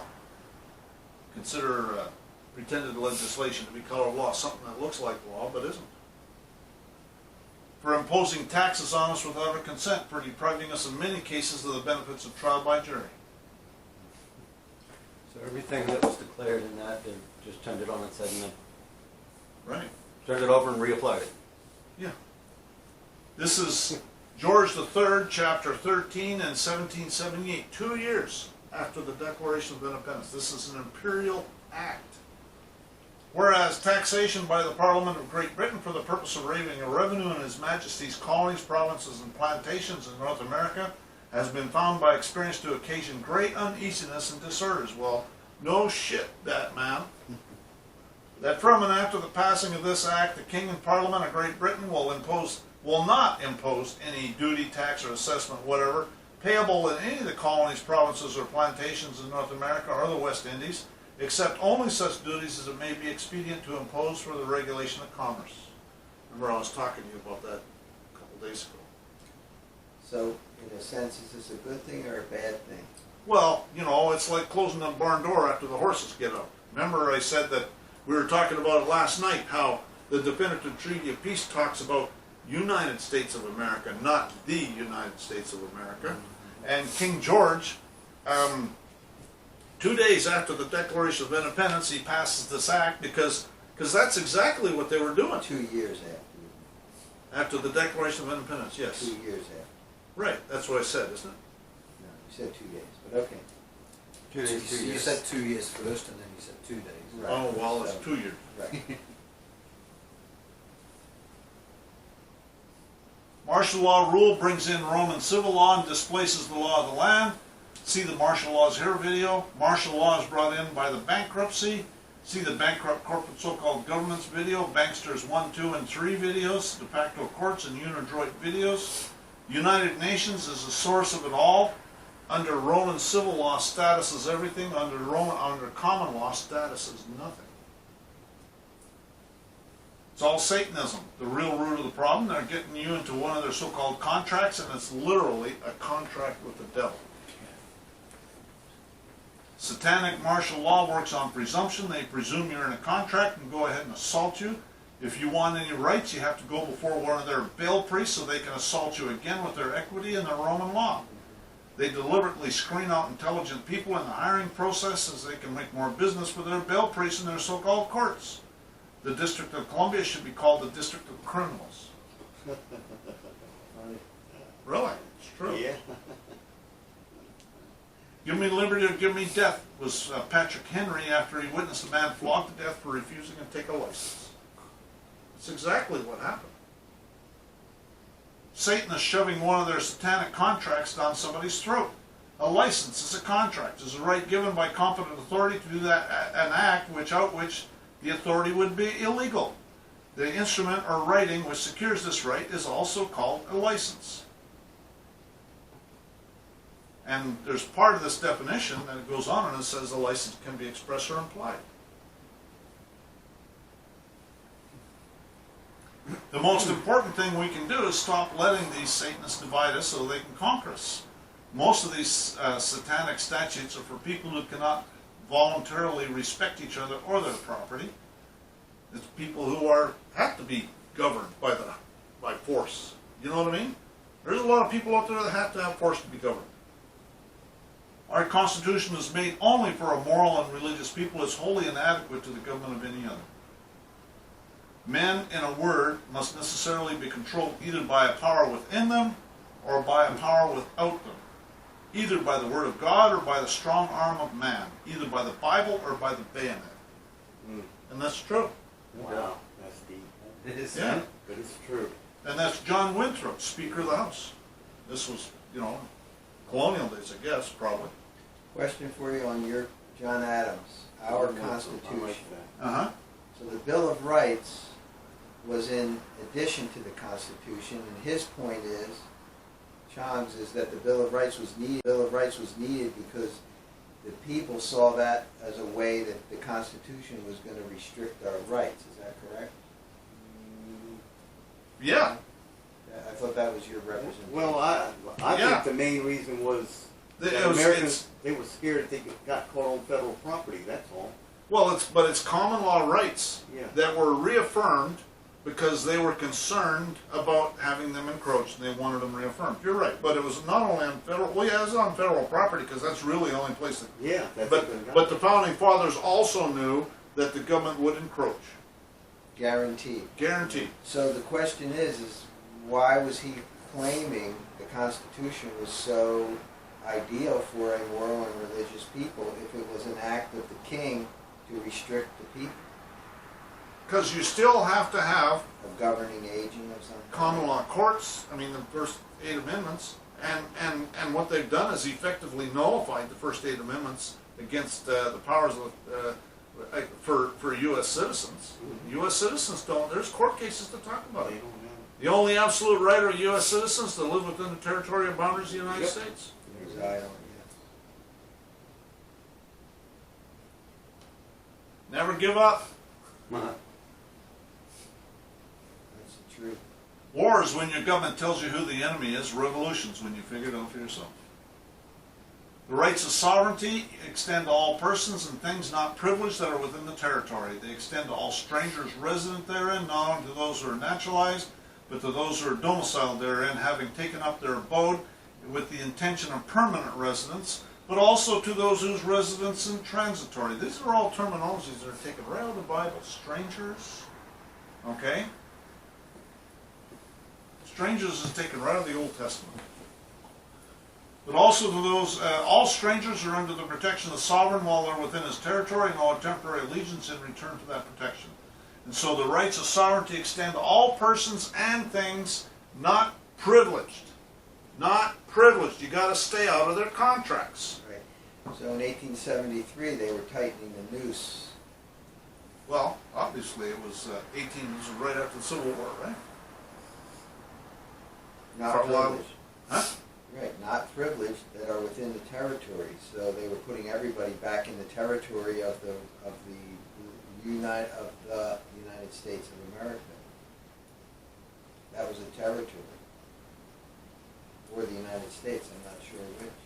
Yeah, it's hard to say within the territory. I don't know what this case is about, if it was about, but within the territory, it's hard to say. It went to the U.S. Supreme Court, but it could have been a court case that originated in one of the states easily.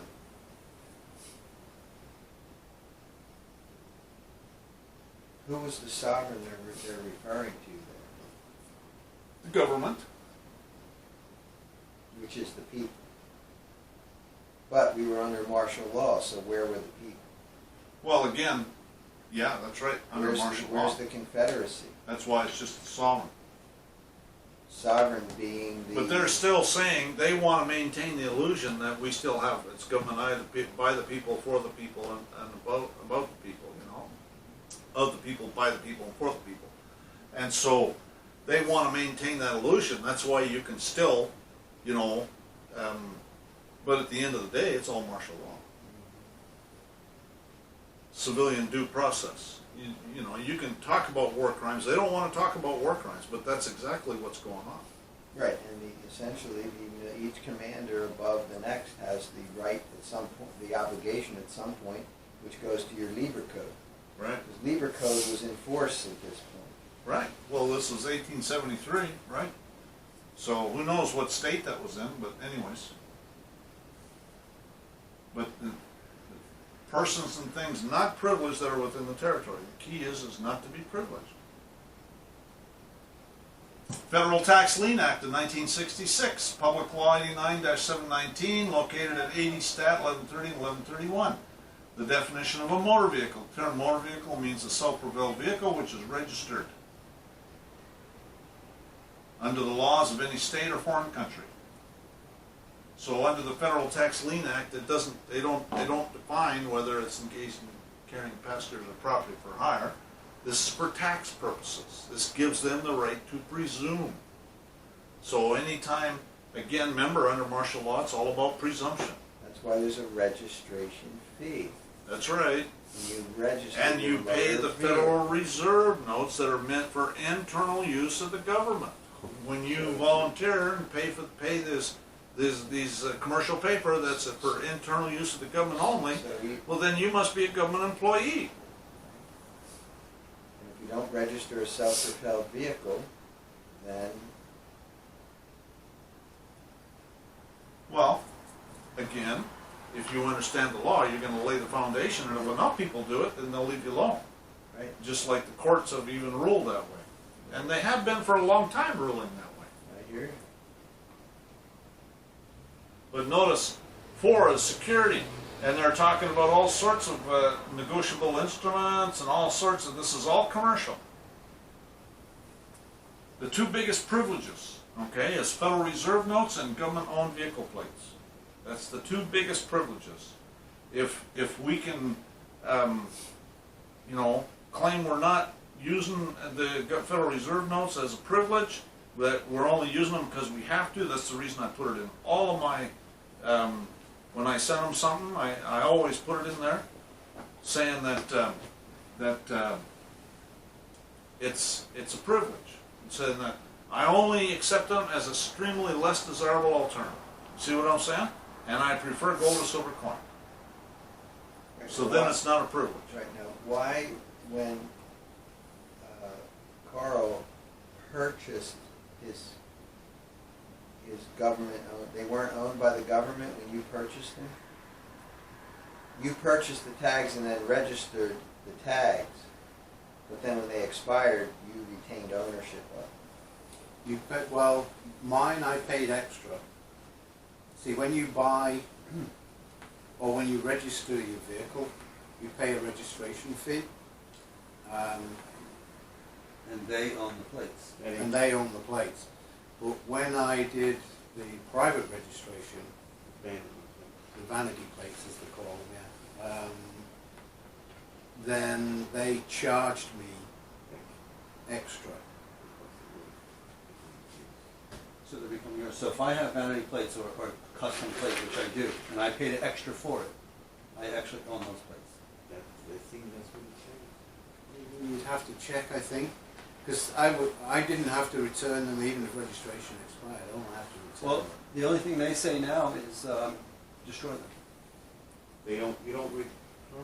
I remember when I had to return them, and I had to give them $1 to take them back. They don't do that anymore? Now they just say destroy Really? them. $1? Yeah, I had some plates from New York, and I didn't want them anymore, and I took them back, and they made me pay $1 to take them back. Yeah, it used to be that you, I don't know what this. that used to be that you had to return them. And if you didn't return them and you didn't carry insurance on it, they charge you for every day that I still you think did. in Jersey that's the case. I could be wrong because I'm no longer paying any fees myself, other people are. But I think in Jersey you still have to. You know how you could find out about that to see how that would work out for you? Call them up and tell them. Say, look, I have vanity plates. Now, normally, if I didn't have vanity plates, I'd have to return them if I let the registration run out. Find out what happens to vanity plates in New York State if you let the registration run out. And you don't have to return them, then it's probably about what he says. You own them. They're yours. They're actually yours. I think I have a letter someplace that says just destroy them, which that means don't return them. It suggests, I guess they're suggesting Yeah, you're I right. destroy them. You're right. So it could be that they're not telling you that they're yours. What you're saying is, what they're saying to you is, you can't use them without a tag, so destroy them. Right. But that's not true. You can't use them without what? Tag, the registration tag. So, Or New York State. Yeah, they want you to use them in conjunction, so therefore if you're not registering it, you can't use the plates, which you're saying is. Yeah, well, True. New York State, they don't put a little tab on to change it. No, they fix That- it to the That goes window. with the Oh, it goes on the window. windshield now? Yep, Well, you that's don't- same as New Jersey, I guess. Which is actually a good thing, because nobody, if he was out of state running them and they were unregistered, they wouldn't be able to see that the date was out on the Right, plates. and They'd have to they are- actually go to the front and look on inside the windshield, which is much more difficult to do. So that's gonna become an expired tag situation, you can come back and your car's not there, even with that. Well, true, that's possible. but- You're risking something. when Unless you put private property onto the plate, right? And now you just gave them notice that it's a private plate. Right, but so what? They took it, now what are they responsible for? Unless there's another contract superseding that they owe you something for taking the property. Just a question.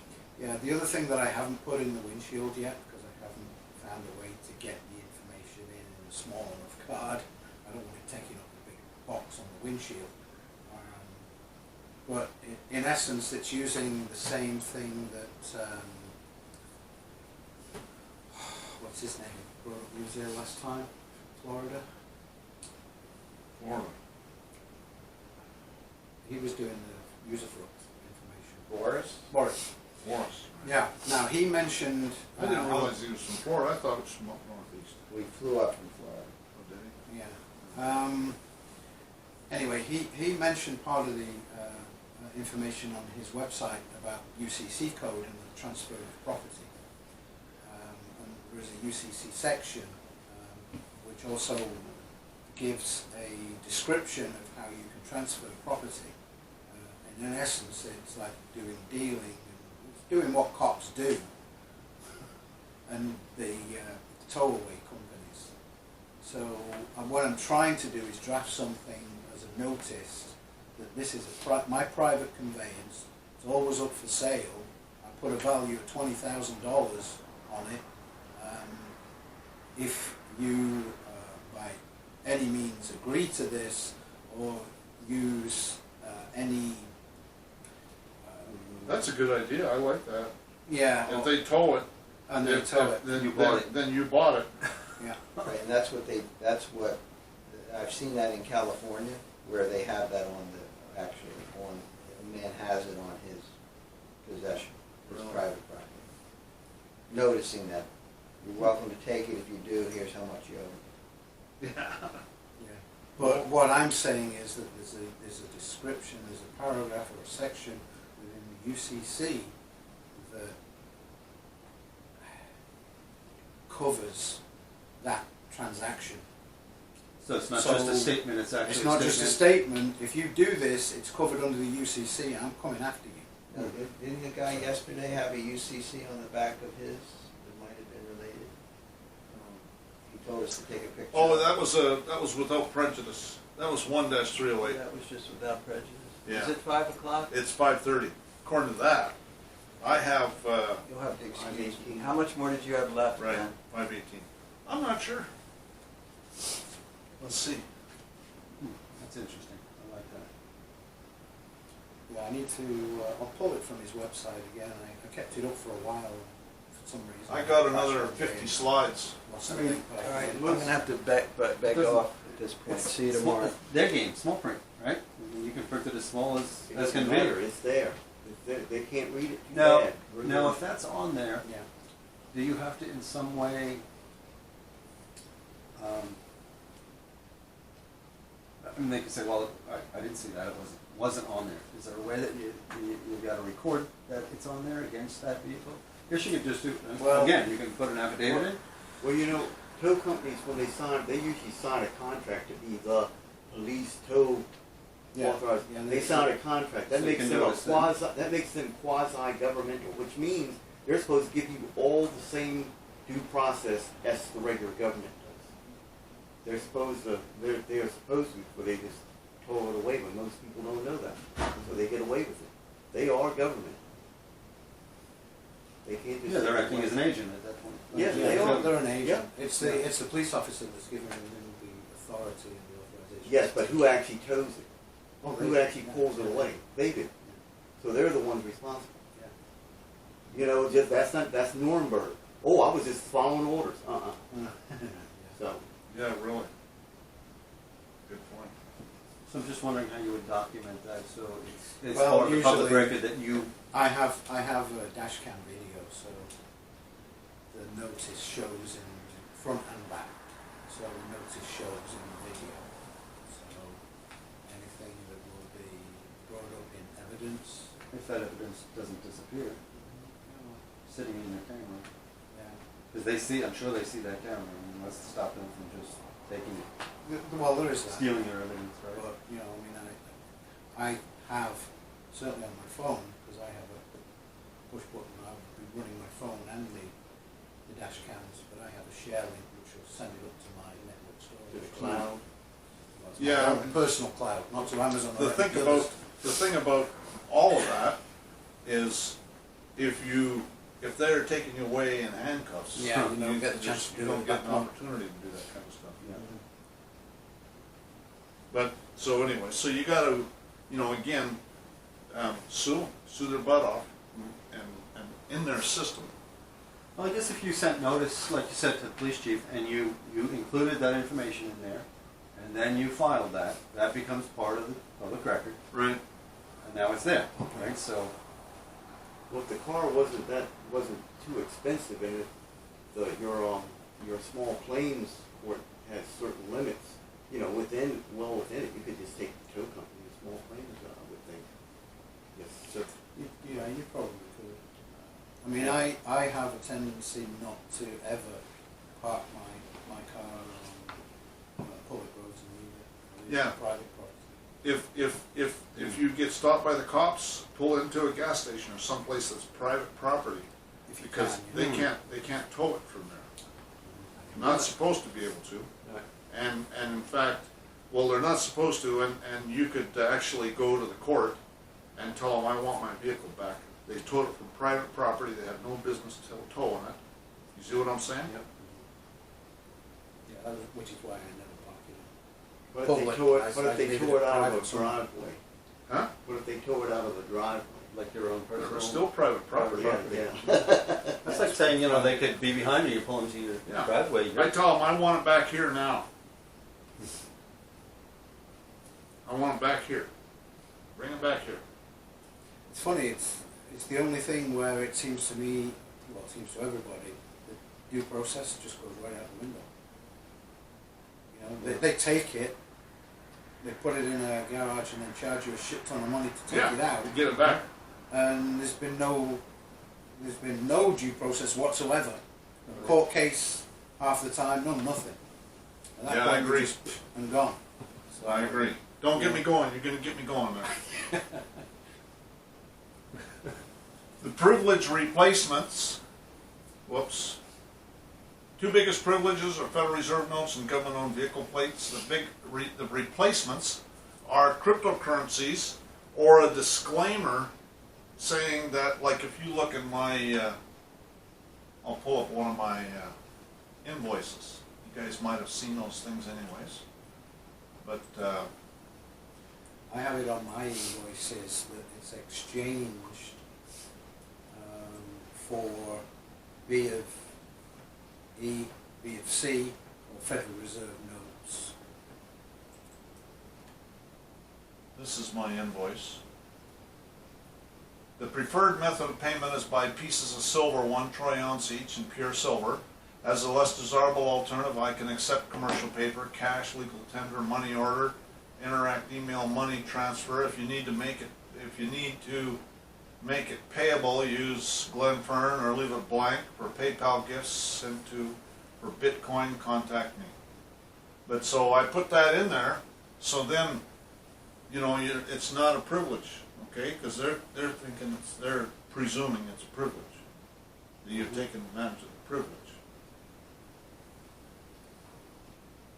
So that's great when you're receiving money, but what about when you're spending, I say money? Federal, Again, right? Because, you're forced into, right, they've given you no lawful money. right. So they're really forcing you into a contract again Right. that you're not. Well, you're spending it, that's why they charge you the tax. That's the use. Right? Yeah. And so you can actually get out of the tax, and I know a lot of people that do, But you have to do it every time you do it, which is a bit of a nuisance.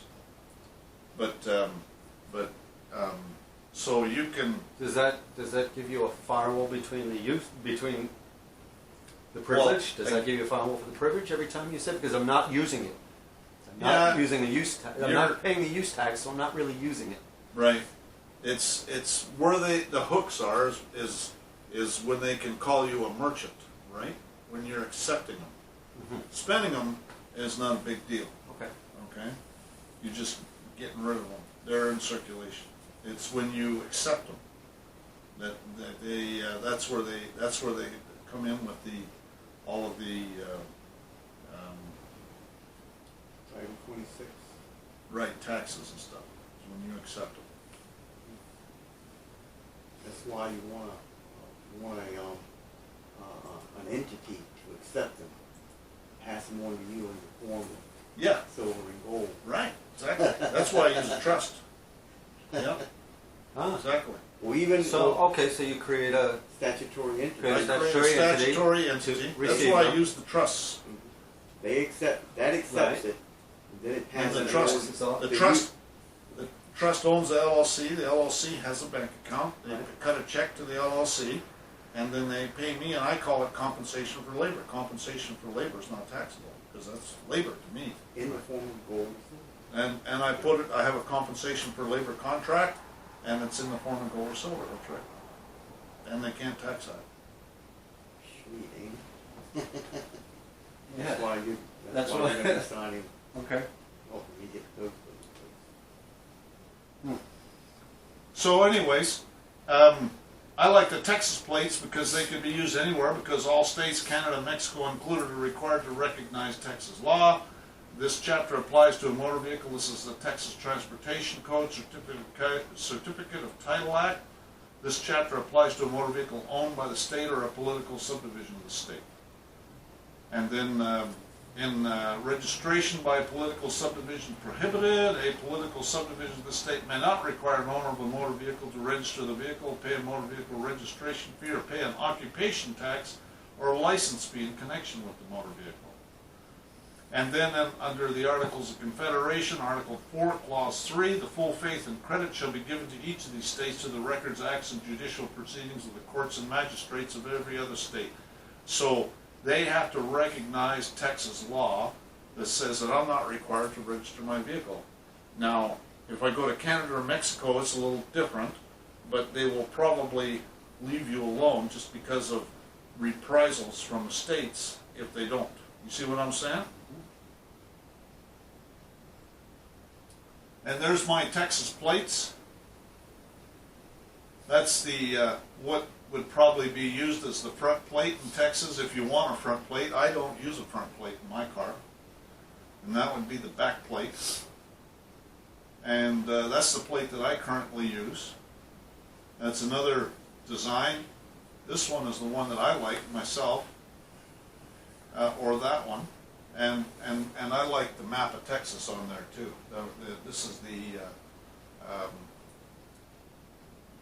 original Republic of Texas, and that little thing up there, that little panhandle, I guess you call it, is that goes up to Sheridan, Wyoming. I didn't know that the original Texas was that. Yeah, it's huge. What they do, give up a lot They part did. of it when they joined the.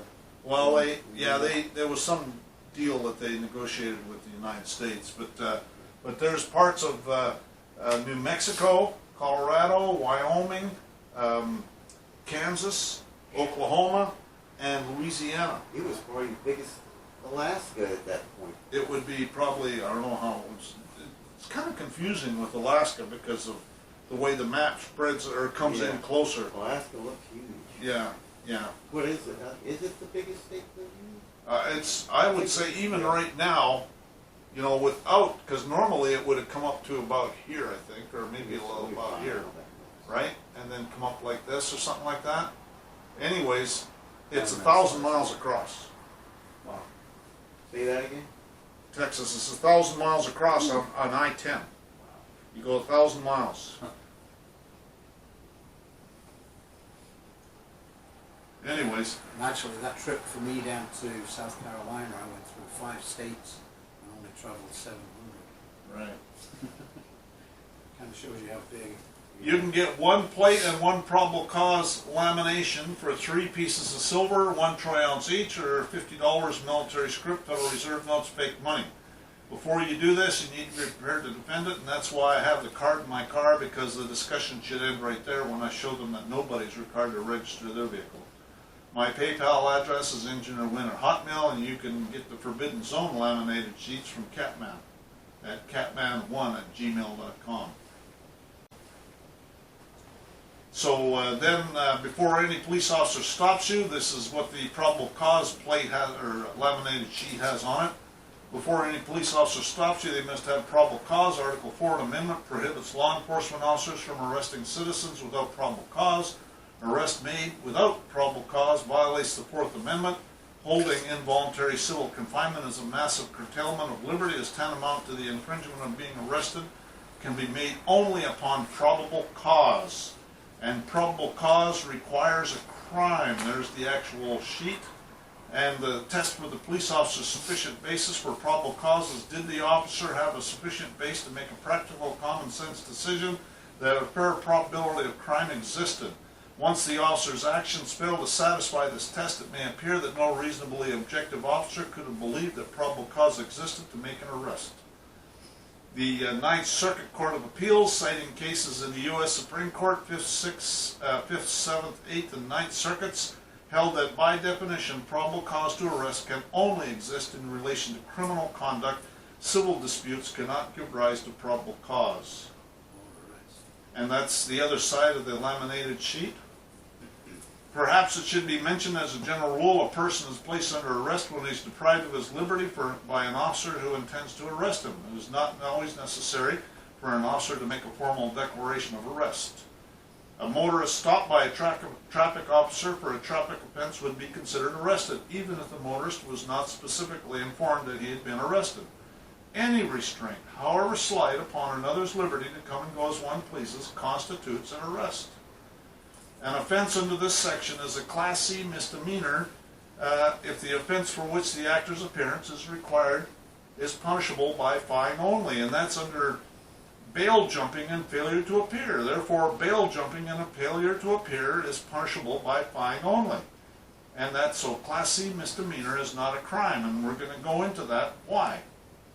In Texas. This is in Texas. These traffic offenses I don't think are crimes in any state, but anybody who uses this stuff needs to go and check their own state statutes and make sure. And you got to be able to defend it. A conviction of a Class C misdemeanor does not impose any legal disability or disadvantage, and an individual judged guilty of a Class C misdemeanor shall be punished by fine only, not to exceed $500. And a crime in Texas is a misdemeanor punishable by jail or a felony. And a defendant is a person accused of a crime. And so Class C misdemeanor is not a crime, and if they're calling you a defendant, which they always do, then they're prejudged the case. That's evidence that they're not a judge. They're bought and paid for a clerk. If a Class C misdemeanor fails to be a crime, then it is by definition a civil matter, and if the owner of a motor vehicle fails to timely pay the amount of the civil penalty imposed against the owner, an arrest warrant may not be issued for the owner. So they can't issue an arrest warrant. The imposition of a civil penalty may not be recorded in the owner's driving record. And that's Texas Transportation Code 707.019. And so in Texas, a police officer may not arrest you for a Class C misdemeanor, and if they do, it's false arrest. The only thing the plaintiff needs to do is allege a false arrest. Okay, so what they're saying is that you have to file a lawsuit. That's why they're saying the plaintiff. That the defendant made an arrest or imprisonment, or that the defendant affirmatively instigated, encouraged, incited, or caused the arrest or imprisonment. When the plaintiff has shown that he was arrested, imprisoned, or restrained of his liberty by the defendant, the law presumes it to be unlawful. The burden is upon the defendant to show that the arrest was made by authority of law. So, I mean, you start bringing this stuff up and they're going to have a problem. Failure to pay civil penalty, we already read this. If the owner of the vehicle fails to pay the penalty imposed against the owner, arrest warrant may not be issued, and the imposition of a civil penalty may not be recorded in the driving record. And a capias is not a warrant of arrest. Question.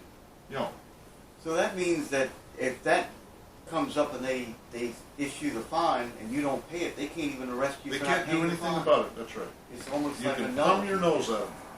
Wow. Then you get the third party debt Well, collectors coming after you. Yeah, Oh, well. and making threats, sending threatening letters through the mail, so that's more damages. Yeah. Matter of fact, if you know you can sue them. That's what I plan on doing. Matter of fact, after I'm going to file these judicial complaints, I already filed several judicial complaints, and now I'm going to file a lawsuit. But right now we'll see who I file a lawsuit against. I might even add the judicial council. You know, if they don't do anything about it, sue them too.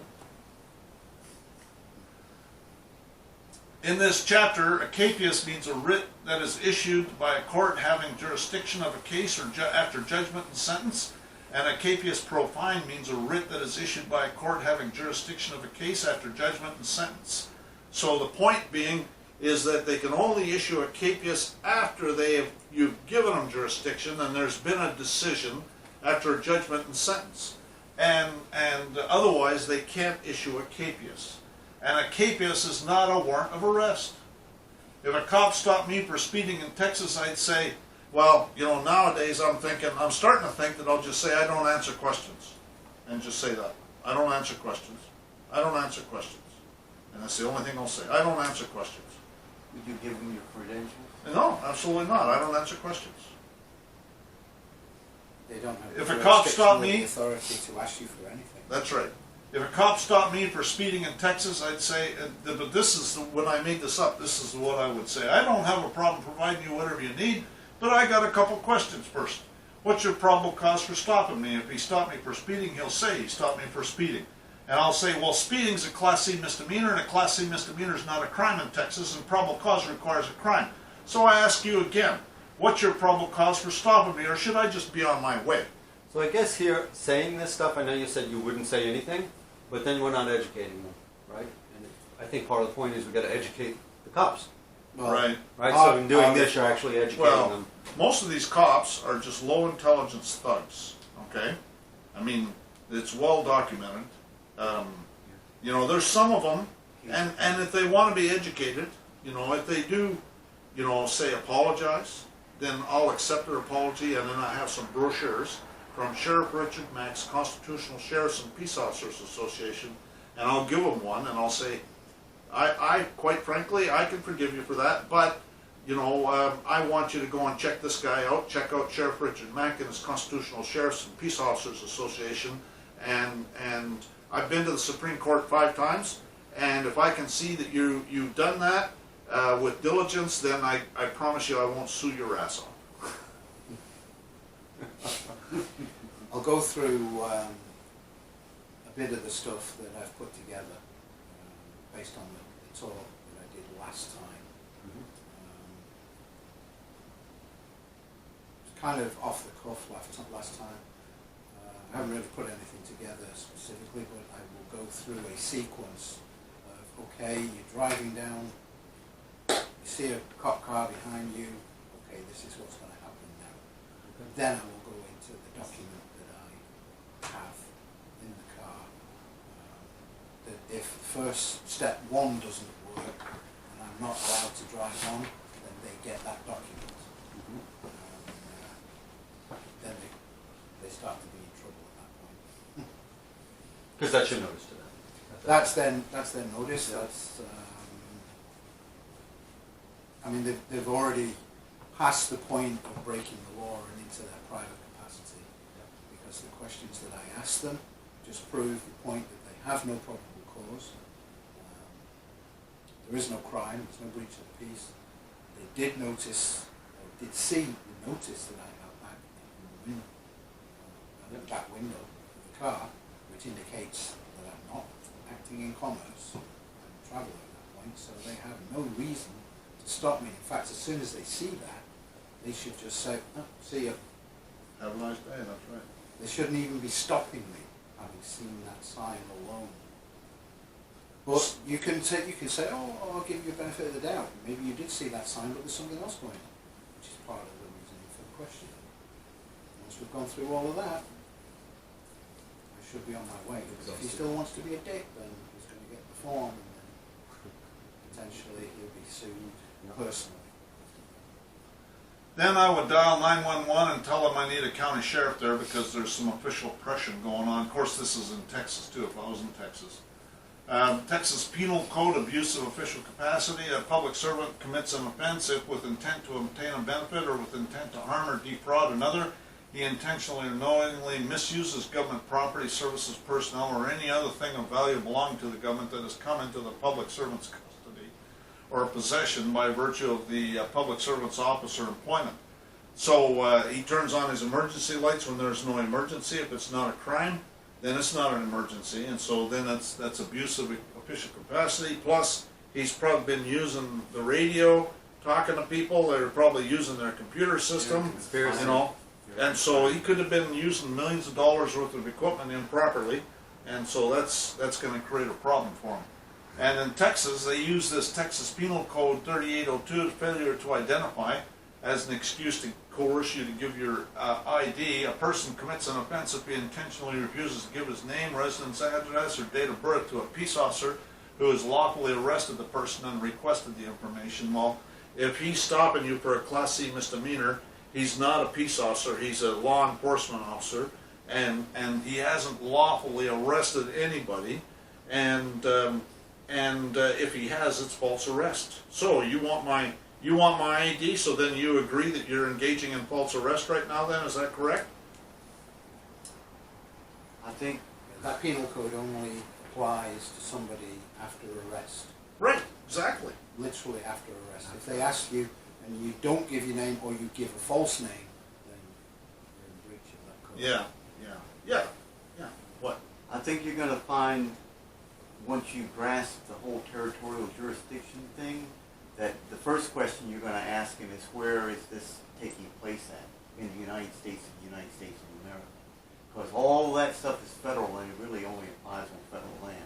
Unless you're a U.S. citizen, then the overlay applies. Yeah. Without the overlay, it's that little tiny place in the county that is federalized, or maybe not even any place in the county federalized, except maybe the courthouse.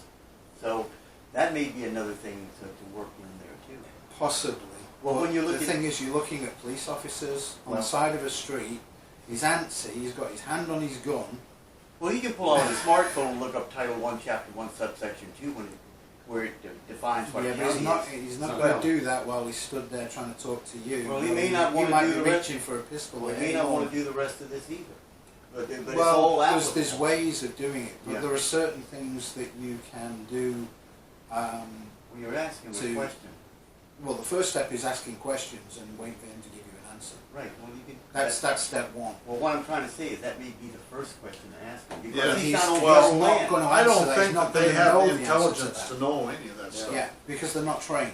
Okay. I know that. Okay. Yeah, I think that might I agree Am I- that those am I are valid, committing a breach but of I think peace? that they He don't knows that. have a clue. They're not going to know what you're talking about. Well, you still ask him.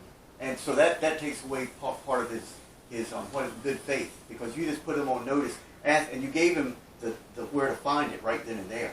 Yeah, but Yeah. it's still, Okay. yeah, you're taking the good faith defense away, but you do Well, I'm that still saying necessarily that with other that's questions. still a viable question to ask him right there. I mean, you're going to ask him these, and maybe, it all, and maybe it's if you all. get down there and like you said, after he, I mean, it's all the territorial jurisdiction. As long as you're not a U.S. citizen, that's just a big one right there in your face. Well, Yeah, it's not. and he may or may not know that. Okay. I don't know what He's not the level gonna of know. training is right Okay, now. let's keep moving. We got to get through this stuff, and then we can talk about it at dinner. How's that? A public servant acting under color of his office or employment commits an offense if he intentionally subjects another to mistreatment or to arrest, detention, search, seizure, dispossession, assessment, or lien that he knows is unlawful, intentionally denies or impedes another in the exercise or enjoyment of any right, privilege, power, or immunity, knowing his conduct is unlawful, or for purposes of this section, a public servant acts under color of his office or employment if he acts or purports to act in an official capacity or takes such advantage of such actual or purported official capacity. And so they're engaging in official oppression, and that's in Texas. Every state's going to have, you know, something similar probably. And impersonating a public servant. A person commits an offense if he impersonates a public servant with intent to induce another to submit to his pretended official authority, or to rely on his pretended official acts, or knowingly purports to exercise any function of a public servant or of a public office, including that of a judge in court, and the position or office through which he purports to exercise a function of a public servant or public office has no lawful existence under the constitutional laws of the state or of the United States. An offense under this section is a felony of the 3rd degree. And so again, that's the judges. Okay, you can go after the cop and the judges, prosecutor, you can go after them all on that stuff. I mean, because this is spelled out in Texas law, there's got to be an equivalent. Would you agree? In every state? Maybe. Well, It just, the wording may just be different or hidden, but right. you believe that the premise is there and it's It got to should- exist It everywhere. should be something similar. I You'll mean, find it the in impersonating the public document. servants, Yeah? the Some of it's in there. impersonation is definitely in New York. I've seen it in New York. I've looked it up. Okay. And this is federal, okay? Conspiracy to violate rights under color of law. 18 U.S.C. 241, actually it should read 18 District of Columbia Code. It's but- all federal, right?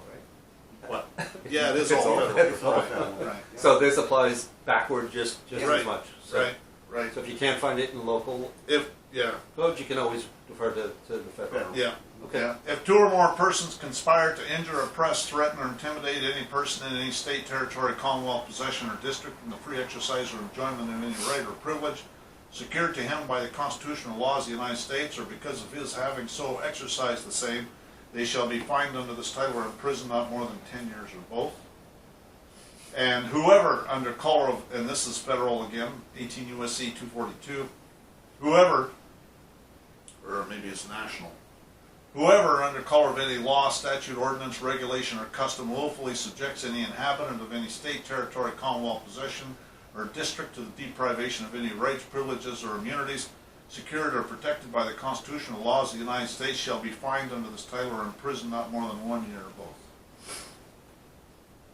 So you're saying I don't answer questions and him arresting you for not giving the name.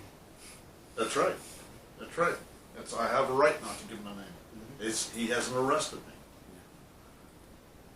me. Whoever, in any of the circumstances referred to in subsection B of this section, intentionally obstructs by force or threat of force, including by threat of force against religious real property, any person in the enjoyment of that person's free exercise of religious beliefs, or attempts to do so, shall be punished as provided in subsection D.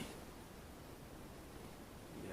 D? That's the one. Right, punished as subsection D, and referred to in subsection B. The circumstances referred to in this section are that of the offense is in or affects interstate or foreign commerce. Well, if they're assaulting you, then they're in commerce, okay?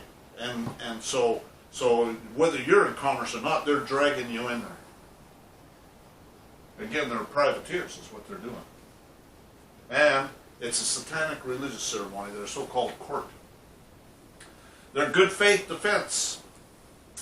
A good faith reliance on a court warrant or order, a grand jury subpoena, a legislative authorization, or a statutory authorization, including a request of a governmental entity under section 2703F of this title, a request of an investigative or law enforcement officer under section 2518.7 of this title, or a good faith determination that section 2511.3 of this title permitted the conduct complained of, is a complete defense to any civil or criminal action brought under this chapter or any other law.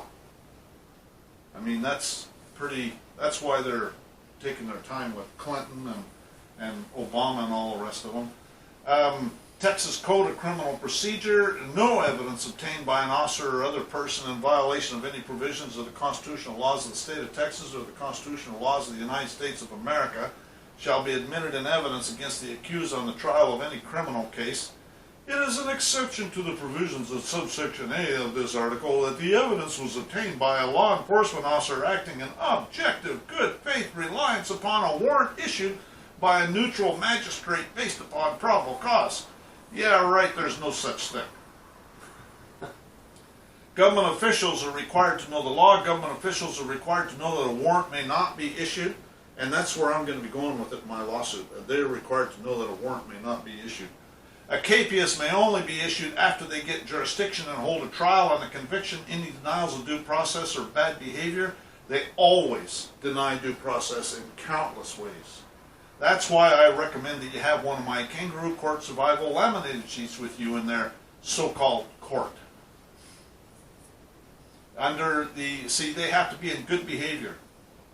The judicial power of the United States shall be vested in one Supreme Court and in such inferior courts as Congress may from time to time ordain and establish.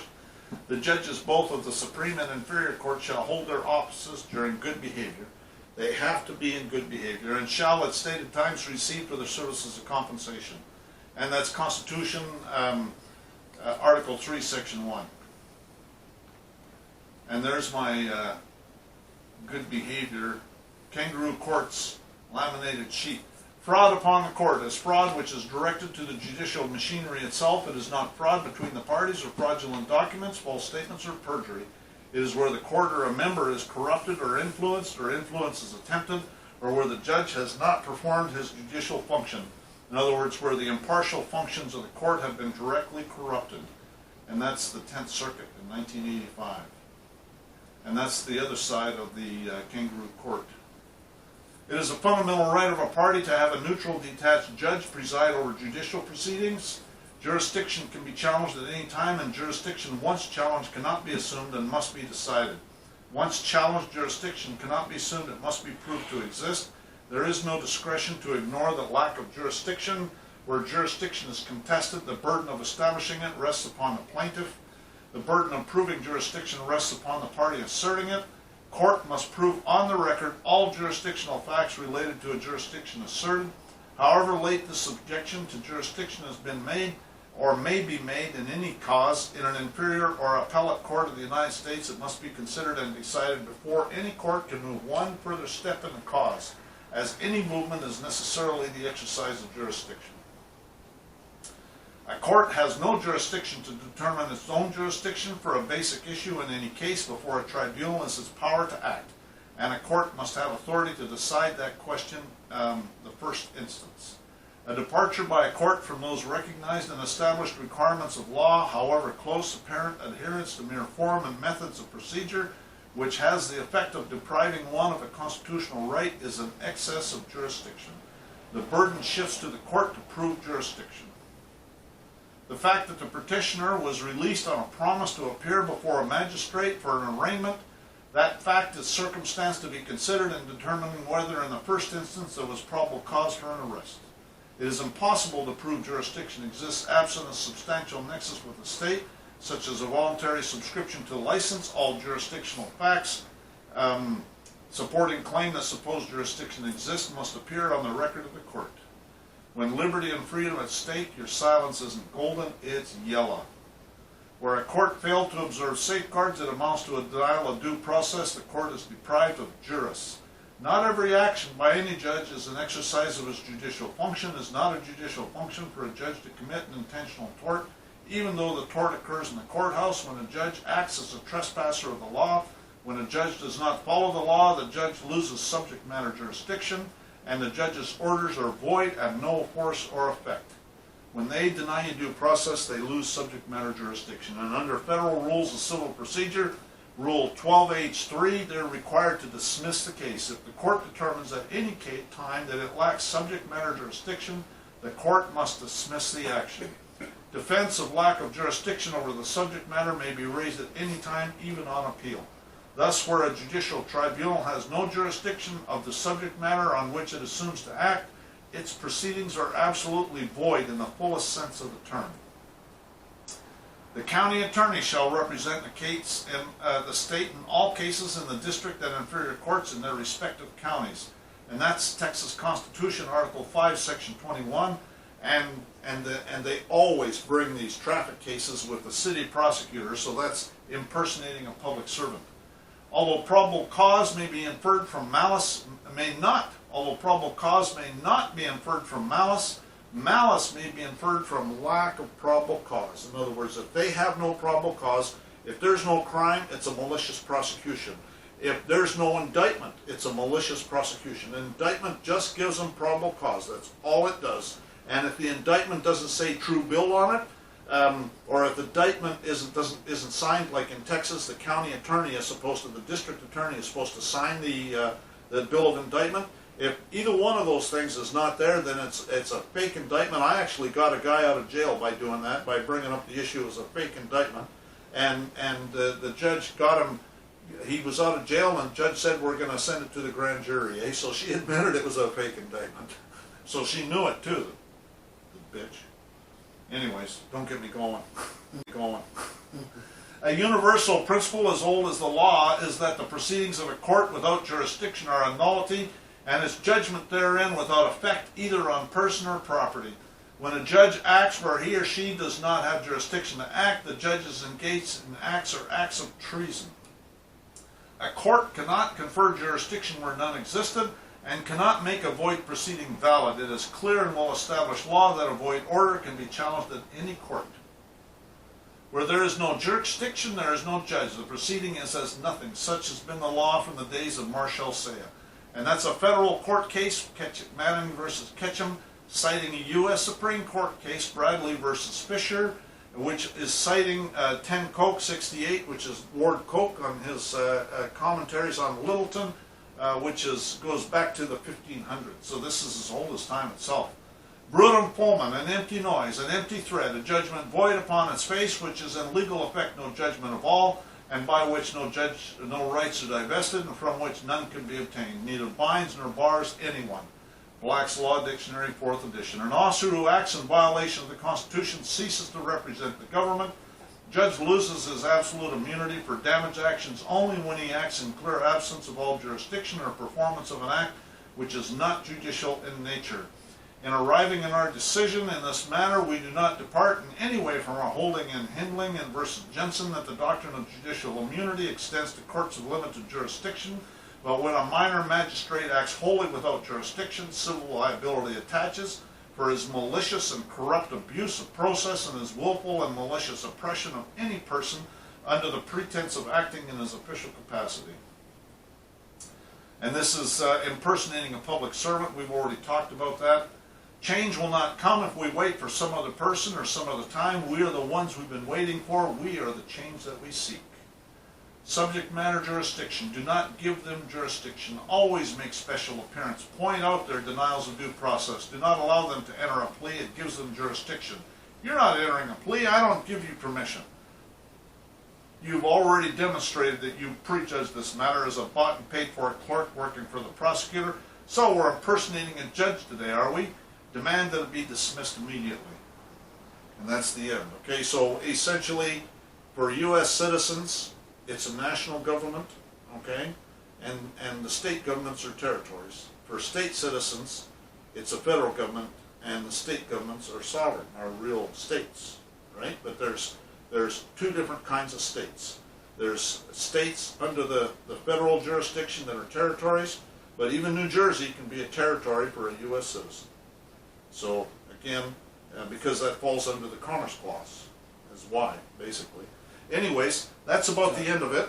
State of New Jersey or New Jersey State?